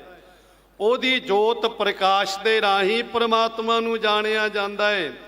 ਇਸੇ ਕਰਕੇ ਪਿਤਾ ਗੁਰੂ ਗੋਬਿੰਦ ਸਿੰਘ ਸਾਹਿਬ ਜੀ ਜੋ ਜੋਤ ਗੁਰੂ ਗ੍ਰੰਥ ਸਾਹਿਬ ਜੀ ਵਿੱਚ ਸੀ ਪ੍ਰਕਾਸ਼ਮਾਨ ਕੀਤੀ, ਉਹਨੂੰ ਮੱਥਾ ਟੇਕਿਆ, ਗੁਰਤਾ ਗੱਦੀ ਬਖਸ਼ਿਸ਼ ਕੀਤੀ ਸਤਿਗੁਰਾਂ ਨੇ। ਅਸੀਂ ਮੱਥਾ ਟੇਕਦੇ ਹਾਂ, ਪਰ ਇਹ ਜਿਹੜੀ ਹੈ ਨਾ, ਬਿਨ ਸਤਿਗੁਰ ਬੂਝ ਨਾ ਪਾਏ, ਬਿਨਾਂ ਸਤਿਗੁਰੂ ਤੋਂ ਇਹਦੀ ਸਮਝ ਨਹੀਂ ਪੈਂਦੀ। ਜਿਨ ਕਉ ਪੂਰਬ ਲਿਖਿਆ, ਸਤਿਗੁਰ ਭੇਟਿਆ ਤਿਨ ਆਏ। ਜਿਨ੍ਹਾਂ ਨੂੰ ਪੂਰਬਲੇ ਕਰਮ ਸਤਿਗੁਰਾਂ ਨੇ ਬਖਸ਼ਿਸ਼ ਕਰ ਦਿੱਤੇ, ਪੂਰਬ ਕਰਮ ਅੰਕੁਰ ਜਾ ਪ੍ਰਗਟੇ, ਭੇਟਿਓ ਪੁਰਖ ਰਸਕ ਬੈਰਾਗੀ। ਸਤਿਗੁਰ ਮਿਲਿਆ ਤਿਨ ਆਏ, ਉਹਨਾਂ ਨੂੰ ਸਤਿਗੁਰੂ ਮਿਲ ਪਿਆ, ਸਤਿਗੁਰੂ ਨਾਲ ਮਿਲਾਪ ਹੋ ਗਿਆ। ਭਾਵ ਕਿ ਉਹਨਾਂ ਨੇ ਪਰਮਾਤਮਾ ਦੀ ਅਭੇਦਤਾ ਨੂੰ ਪ੍ਰਾਪਤ ਕਰ ਲਿਆ। ਜੇ ਸੰਸਾਰ ਵਿੱਚ ਵਿਚਰਦੇ ਨੇ ਤੇ ਸਾਰਿਆਂ ਵਿੱਚ ਹੀ ਪਰਮਾਤਮਾ ਨੂੰ ਉਹ ਦੇਖਦੇ ਨੇ। ਘਟ ਘਟ ਮੈਂ ਹਰਜੂ ਵਸੈ, ਸੰਤਨ ਕਹਿਓ ਪੁਕਾਰ ਦੀ ਬਿਰਤੀ ਬਣ ਜਾਂਦੀ ਹੈ। ਬਿਨ ਨਾਵਹਿ ਸਭ ਡੁੰਮਣੀ, ਦੂਜੈ ਭਾਏ ਖੁਆਏ। ਕਿਉਂਕਿ ਪ੍ਰਮਾਤਮਾ ਦੇ ਨਾਮ ਤੋਂ ਬਿਨਾਂ ਸਾਰੀ ਡੁੰਮਣੀ ਤੋਂ ਭਾਵਨ ਦਾ ਦੁਬਦਾ ਦੇ ਵਿੱਚ, ਦਵੈਤ ਦੇ ਵਿੱਚ ਦੋ ਮਣੀ ਬਿਰਤੀ ਬਣ ਜਾਂਦੀ ਹੈ। ਭਾਵ ਕਿ ਉਹ ਦਵੈਤ ਦੇ ਵਿੱਚ ਫਸੇ ਹੋਏ ਨੇ, ਜਿਸ ਕਰਕੇ ਦੂਜੇ ਭਾਏ ਖੁਆਏ। ਦਵੈਤ ਵਿੱਚ ਲੱਗਣ ਕਰਕੇ ਉਹ ਖੁਆਰ ਹੁੰਦੇ ਨੇ। ਦਵੈਤ ਦੇ ਵਿੱਚ ਲੱਗਣ ਕਰਕੇ ਪਰਮਾਤਮਾ ਤੋਂ ਭੁੱਲੇ ਹੋਏ ਨੇ, ਸੰਸਾਰ ਦੇ ਵਿੱਚ ਖਚਤ ਨੇ, ਕਿਉਂਕਿ ਉਹਨਾਂ ਦੀ ਦੁਚਿੱਤੀ ਬਣ ਜਾਂਦੀ, ਦੋ ਮਨ ਹੋ ਜਾਂਦੇ ਨੇ। ਇਹ ਕਰਾਂ ਨਾ ਕਰਾਂ, ਗੁਰਸਵਾਰੇ ਜਾਵਾਂ ਨਾ ਜਾਵਾਂ। ਇਸ ਕਰਕੇ ਜਦੋਂ ਦੁਚਿੱਤੀ ਬਣ ਜਾਂਦੀ ਮਨੁੱਖ ਦੀ, ਤੇ ਉਹ ਆਪ ਵੀ ਖੁਆਰ ਹੁੰਦਾ, ਦੂਸਰਿਆਂ ਨੂੰ ਵੀ ਕਰਦਾ ਹੈ। ਤਿਸ ਬਿਨ ਘੜੀ ਨਾ ਜੀਵਾਂ ਦੀ, ਦੁਖੀ ਰਹਿਣ ਵਿਹਾਏ। ਉਸ ਮਾਲਕ ਤੋਂ ਬਿਨਾਂ ਕਹਿੰਦੇ ਘੜੀ ਨਾ ਜੀਵੇ। ਉਸ ਮਾਲਕ ਦੇ ਨਾਮ ਤੋਂ ਬਿਨਾਂ ਇੱਕ ਘੜੀ ਵੀ ਨਹੀਂ ਜੀਵਿਆ ਜਾਂਦਾ। ਕਿਉਂਕਿ ਸੋ ਜੀਵਿਆ ਜਿਸ ਮਨ ਵਸਿਆ ਸੋਏ, ਨਾਨਕ ਅਵਰ ਨਾ ਜੀਵੈ ਕੋਏ। ਇੱਕ ਘੜੀ ਨਾ ਮਿਲਤੇ ਤਾਂ ਕਲਯੁਗ ਹੋਤਾ, ਹੁਣ ਕਦ ਮਿਲਿਆ ਪ੍ਰਤੁਦ ਭਗਵੰਤਾ। ਇਸ ਲਈ ਸਾਹਿਬ ਕਹਿੰਦੇ ਨੇ ਤਿਸ ਬਿਨ, ਤਿਸ ਪ੍ਰਮਾਤਮਾ, ਤਿਸ ਵਾਹਿਗੁਰੂ ਤੋਂ ਬਿਨਾਂ ਘੜੀ ਵੀ ਜੀਵਨ ਨਹੀਂ। ਆਤਮਿਕ ਜੀਵਨ ਖਤਮ ਹੋ ਜਾਂਦਾ ਹੈ। ਤੇ ਜਦੋਂ ਆਤਮਿਕ ਜੀਵਨ ਖਤਮ ਹੁੰਦਾ ਹੈ, ਦੁਖੀ ਰਹਿਣ ਵਿਹਾਏ। ਇਹ ਜੀਵਨ ਰੂਪੀ ਰਾਤਰੀ ਦੁੱਖਾਂ ਦੇ ਵਿੱਚ ਵਹਾਏ ਬਤੀਤ ਹੁੰਦੀ ਹੈ, ਦੁੱਖਾਂ ਦੇ ਵਿੱਚ ਬਤੀਤ ਹੁੰਦੀ ਹੈ। ਦੁੱਖਾਂ ਦੇ ਵਿੱਚ ਹੀ ਇਹ ਜੰਮਦਾ ਤੇ ਮਰਦਾ ਹੈ। ਭਰਮ ਭੁਲਾਣਾ ਅੰਧਲਾ, ਫਿਰ ਫਿਰ ਆਵੇ ਜਾਏ। ਇਸ ਕਰਕੇ ਭਰਮ ਵਿੱਚ ਲੈ ਪੈ ਕੇ ਮਨੁੱਖ ਭੁਲਾਣਾ ਭੁੱਲਿਆ ਹੋਇਆ। ਤੇ ਜਿਹੜਾ ਭਰਮ ਵਿੱਚ ਪੈ ਕੇ ਭੁੱਲਿਆ ਉਹ ਅੰਧਲਾ ਹੈ, ਜਿਸ ਨੂੰ ਰਸਤੇ ਦੀ ਸੋਝੀ ਨਹੀਂ ਹੈ। ਤੇ ਸੋਝੀ ਨਾ ਹੋਣ ਕਰਕੇ ਕਿਸੇ ਦਾ ਕਿਹਾ ਵੀ ਨਹੀਂ ਮੰਨਦਾ, ਕਿਉਂਕਿ ਉਹਨੂੰ ਭਰਮ ਦੇ ਵਿੱਚ ਲੱਗਿਆ ਹੋਇਆ ਕਿ ਮੈਨੂੰ ਰਸਤਾ ਦਰਸਾਵੇਗਾ ਕਿ ਨਹੀਂ ਦਰਸਾਵੇਗਾ। ਜਿਸ ਕਾਰਨ ਕਰਕੇ ਉਹ ਮੁੜ ਮੁੜ ਕੇ ਜਮ ਮਰੇ ਫਿਰ ਜੰਮੇ, ਬਹੁਤ ਸਜਾਏ ਪਿਆ ਦੇਸ ਲੰਮੇ। ਭਰਮ ਦੇ ਕਾਰਨ ਹੀ ਇਹ ਮਨੁੱਖ ਜੀਵਨ ਵਿੱਚ ਆਉਂਦਾ ਤੇ ਜਾਂਦਾ, ਦੁੱਖ ਪਾਉਂਦਾ ਹੈ। ਨਦਰ ਕਰੇ ਪ੍ਰਭ ਆਪਣੀ, ਆਪੇ ਲਏ ਮਿਲਾਏ। ਹਾਂ, ਕਹਿੰਦੇ ਜੇ ਮਾਲਕ ਆਪਣੀ ਨਜ਼ਰ ਕਰਦੇ ਨੇ, ਨਜ਼ਰੇ ਕਰਮ ਹੋ ਜਾਏ ਪਰਮਾਤਮਾ ਦੀ, ਫਿਰ ਆਪ ਹੀ ਸਤਿਗੁਰੂ ਨਜ਼ਰ ਕਰਕੇ ਕਿਰਪਾ ਦੀ ਦ੍ਰਿਸ਼ਟੀ ਕਰਕੇ ਜਗਿਆਸੂ ਨੂੰ ਆਪਣੇ ਨਾਲ ਮਿਲਾ ਲੈਂਦੇ ਹਨ। ਸਭ ਕਿਛ ਸੁਣਦਾ ਵੇਖਦਾ ਕਿਉਂ ਮੁਕਰ ਪਿਆ ਜਾਏ। ਕਿਵੇਂ ਮੁਕਰਿਆ ਜਾ ਸਕਦਾ ਉਸ ਮਾਲਕ ਤੋਂ? ਕਿਉਂਕਿ ਉਹ ਸਾਰਾ ਕੁਝ ਤੈਨੂੰ ਸੁਣਦਾ ਵੀ ਹੈ, ਤੈਨੂੰ ਦੇਖਦਾ ਵੀ ਹੈ। ਅਸੀਂ ਉਸ ਮਾਲਕ ਨੂੰ ਭੁੱਲ ਜਾਂਦੇ ਹਾਂ ਕਿ ਸ਼ਾਇਦ ਉਹ ਮਾਲਕ ਨਾ ਸਾਨੂੰ ਦਿਖਦਾ। ਅੰਤਰ ਬਹਿ ਕੇ ਕਰਮ ਕਮਾਵੇ ਸੋ ਚੌਕੁੰਡੀ ਜਾਣੀਏ ਦੇ ਬਚਨਾਂ ਦੇ ਅਨੁਸਾਰ ਅਸੀਂ ਜੋ ਕੁਝ ਕਰਦੇ ਹਾਂ, ਜੋ ਕੁਝ ਦੇਖਦੇ ਹਾਂ, ਉਹ ਮਾਲਕ ਸੁਣਦਾ ਵੀ ਹੈ ਤੇ ਦੇਖਦਾ ਵੀ ਹੈ। ਇਸ ਕਰਕੇ ਉਹਦੇ ਕੋਲੋਂ ਕਿਵੇਂ ਮੁਕਰਿਆ ਜਾ ਸਕਦਾ ਹੈ? ਚਿੱਤਰ ਗੁਪਤ ਜਬ ਲੇਖਾ ਮੰਗੈ ਤਬ ਕੌਣ ਪਰਦਾ ਤੇਰਾ ਢਾਕੈ। ਫਿਰ ਕੌਣ ਤੇਰਾ ਪਰਦਾ ਢੱਕੇਗਾ? ਜਦੋਂ ਤੇਰਾ ਹਿਸਾਬ ਕਿਤਾਬ ਉਸ ਮਾਲਕ ਦੇ ਦਰ ਤੇ ਹੋਣਾ ਹੈ। ਪਾਪੋ ਪਾਪ ਕਮਾਵੰਦੇ ਪਾਪੇ ਪਚੈ ਪਚਾਏ। ਇਹ ਪਾਪਾਂ ਵਿੱਚ ਖੱਚਤ ਹੋਇਆ ਪਾਪ ਕਮਾਉਂਦਾ ਏ। ਪਾਪ ਕਰੇ ਪੰਚਾਂ ਕੇ ਬਸਰੇ ਤੀਰਥ ਨਾਏ ਕਹਿ ਸਭ ਉਤਰੇ। ਬੌਰ ਕਮਾਵੇ ਹੋਏ ਨਿਸ਼ੰਕ ਜੰਮਪੁਰ ਬਾਂਧ ਖਰੇ ਕਾਲੰਕ। ਸੁਤੇ ਪਾਪ ਹੋ ਜਾਏ ਤੇ ਬਖਸ਼ਿਆ ਜਾਂਦਾ ਹੈ, ਤੇ ਜੇ ਜਾਣ ਬੁੱਝ ਕੇ ਪਾਪ ਕਰੇ ਉਹਦਾ ਕੋਈ ਵੀ ਬਖਸ਼ਿੰਦ ਨਹੀਂ, ਉਸ ਨੂੰ ਕੋਈ ਵੀ ਨਹੀਂ ਬਖਸ਼ਦਾ। ਇਸੇ ਲਈ ਭਾਈ ਸਾਹਿਬ ਭਾਈ ਗੁਰਦਾਸ ਜੀ ਕਹਿੰਦੇ ਨੇ, ਬੱਜਰ ਪਾਪ ਨੂੰ ਉਤਰੇ ਜੋ ਗੰਗ ਕਮਾਤੇ। ਜੋ ਧਾਰਨਾ ਬਣੀ ਹੋਈ ਹੈ, ਮੁਬਾਰਕ ਹੈ ਉਹਨਾਂ ਨੂੰ ਕਿ ਗੰਗਾ ਦੇ ਇਸ਼ਨਾਨ ਕਰਕੇ ਪਾਪ ਨਾਸ ਹੋ ਜਾਂਦੇ ਨੇ, ਕਿਉਂਕਿ ਗੰਗਾ ਨੂੰ ਸਤਯੰ ਪਾਪੰ ਨਾਸਨੀ ਕਿਹਾ। ਪਰ ਸਾਹਿਬ ਕਹਿੰਦੇ ਜਿਹੜੇ ਉੱਥੇ ਜਾ ਕੇ ਪਾਪ ਕਰਦੇ ਨੇ, ਜਿਹੜੇ ਜਾਣ ਬੁੱਝ ਕੇ ਪਾਪ ਕਰਦੇ ਨੇ, ਉਹ ਕਿਤੇ ਬਖਸ਼ੇ ਨਹੀਂ ਜਾਂਦੇ। ਪਾਪੋ ਪਾਪ ਕਮਾਵੰਦਾ ਪਾਪੇ ਪਚੇ ਪਚਾਏ।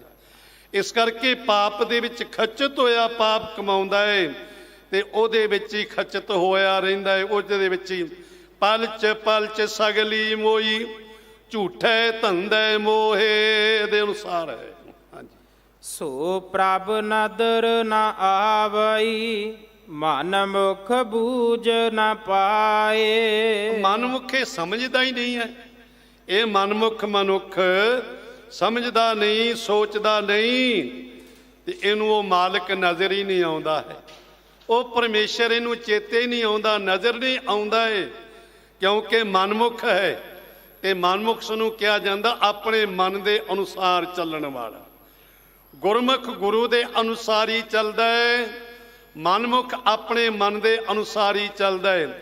ਤੇ ਮਨ ਰਿਪ ਜੀਤਾ ਸਭ ਰਿਪ ਜੀਤੇ। ਇਹ ਮਨ ਤੇਰਾ ਵੈਰੀ ਹੈ, ਇਸ ਤੋਂ ਵੱਡਾ ਕੋਈ ਵੈਰੀ ਨਹੀਂ, ਪਰ ਮਨ ਹੀ ਤੇਰਾ ਮਿੱਤਰ ਹੈ ਜੇ ਮਨ ਨੂੰ ਗੁਰੂ ਦੇ ਸ਼ਬਦ ਨਾਲ ਜੋੜ ਲੈ। ਮਨ ਹੀ ਨਾਲ ਝਗੜਾ, ਮਨ ਹੀ ਨਾਲ ਸੱਥ ਕਿਹਾ ਸਤਿਗੁਰਾਂ ਨੇ। ਇਸ ਲਈ ਗੁਰੂਦੇਵ ਪਾਤਸ਼ਾਹ ਜੀ ਬਖਸ਼ਿਸ਼ ਕਰਦੇ ਨੇ ਕਿ ਉਹ ਮਾਲਕ ਇਸ ਨੂੰ ਨਜ਼ਰ ਨਹੀਂ ਆਉਂਦਾ, ਮਨਮੁਖੇ ਗੱਲ ਨੂੰ ਸਮਝਦਾ ਨਹੀਂ ਹੈ। ਜਿਸ ਵਖਾਲੇ ਸੋਈ ਵੇਖੈ ਨਾਨਕ ਗੁਰਮੁਖ ਪਾਏ। ਪਰ ਇਹਦੇ ਵਾਸਤੇ ਕਹਿੰਦੇ ਜਿਸ ਵਖਾਲੇ, ਜਿਸ ਨੂੰ ਉਹ ਮਾਲਕ ਪਰਮਾਤਮਾ ਵਿਖਾਲ ਦੇਵੇ ਉਹੀ ਵੇਖਦਾ ਹੈ, ਉਸੇ ਨੂੰ ਸਮਝ ਆਉਂਦੀ ਹੈ ਕਿ ਪਰਮਾਤਮਾ ਜ਼ਰਰੇ ਜ਼ਰਰੇ ਵਿੱਚ ਵਸਿਆ ਹੋਇਆ। ਪਰ ਨਾਨਕ ਸਤਿਗੁਰੂ ਪਾਤਸ਼ਾਹ ਗੁਰਮੁਖ ਪਾਏ। ਸਾਹਿਬ ਕਹਿੰਦੇ ਨਾਨਕ ਹੈ ਨਾਨਕ ਗੁਰਮੁਖ ਗੁਰੂ ਦੇ ਦੁਆਰੇ, ਗੁਰੂ ਦੇ ਰਾਹੀਂ ਇਹ ਸਮਝ ਪੈਂਦੀ ਹੈ ਕਿ ਮਾਲਕ ਹੀ ਬਖਸ਼ਿਸ਼ ਕਰਦਾ ਹੈ ਸਾਰਿਆਂ ਦੇ ਉੱਤੇ। ਇਸ ਕਰਕੇ ਮਾਲਕ ਦੀ ਬਖਸ਼ਿਸ਼ ਦੇ ਪਾਤਰ ਬਣਨ ਵਾਸਤੇ ਆਪਣਾ ਜੀਵਨ ਮਾਲਕ ਨੂੰ ਸਮਰਪਣ ਕਰਨਾ ਹੈ, ਮਾਲਕ ਦੇ ਹੁਕਮ ਦੇ ਵਿੱਚ ਰਹਿਣਾ ਹੈ, ਮਾਲਕ ਦੇ ਅੱਗੇ ਅਰਦਾਸ ਕਰਨੀ ਹੈ। ਜੇ ਭੁੱਲੀ ਜੇ ਚੁੱਕੀ ਸਾਈਂ ਭੀ ਤਹਿੰ ਜੀ ਕਾਂਡੀਆ। ਮਾਲਕਾ ਜੇ ਭੁੱਲ ਗਏ ਆ, ਜੇ ਗਲਤੀ ਕਰਦੇ ਆ, ਤੇਰੇ ਆ ਬਖਸ਼ ਲਈ। ਤੇ ਗੁਰੂ ਬਖਸ਼ ਲੈਂਦਾ ਜੇ ਅਸੀਂ ਚਤਰਾਈ ਸਿਆਣਪਾਂ ਕਰੀਏ, ਫਿਰ ਬਖਸ਼ਿਆ ਨਹੀਂ ਜਾਂਦਾ। ਸਤਿਗੁਰਾਂ ਨੇ ਅਪਾਰ ਬਖਸ਼ਿਸ਼ ਕੀਤੀ। ਇਹ ਪਾਵਨ ਪਵਿੱਤਰ ਉਪਦੇਸ਼ ਮਨ ਵਿੱਚ ਵਸਾਉਣ ਦਾ ਯਤਨ ਕਰੀਏ। ਸਤਿਗੁਰੂ ਰਹਿਮਤ ਕਰਨ, ਗੁਰੂ ਉਪਦੇਸ਼ ਸਾਡੇ ਮਨ ਵਿੱਚ ਵਸ ਜਾਏ।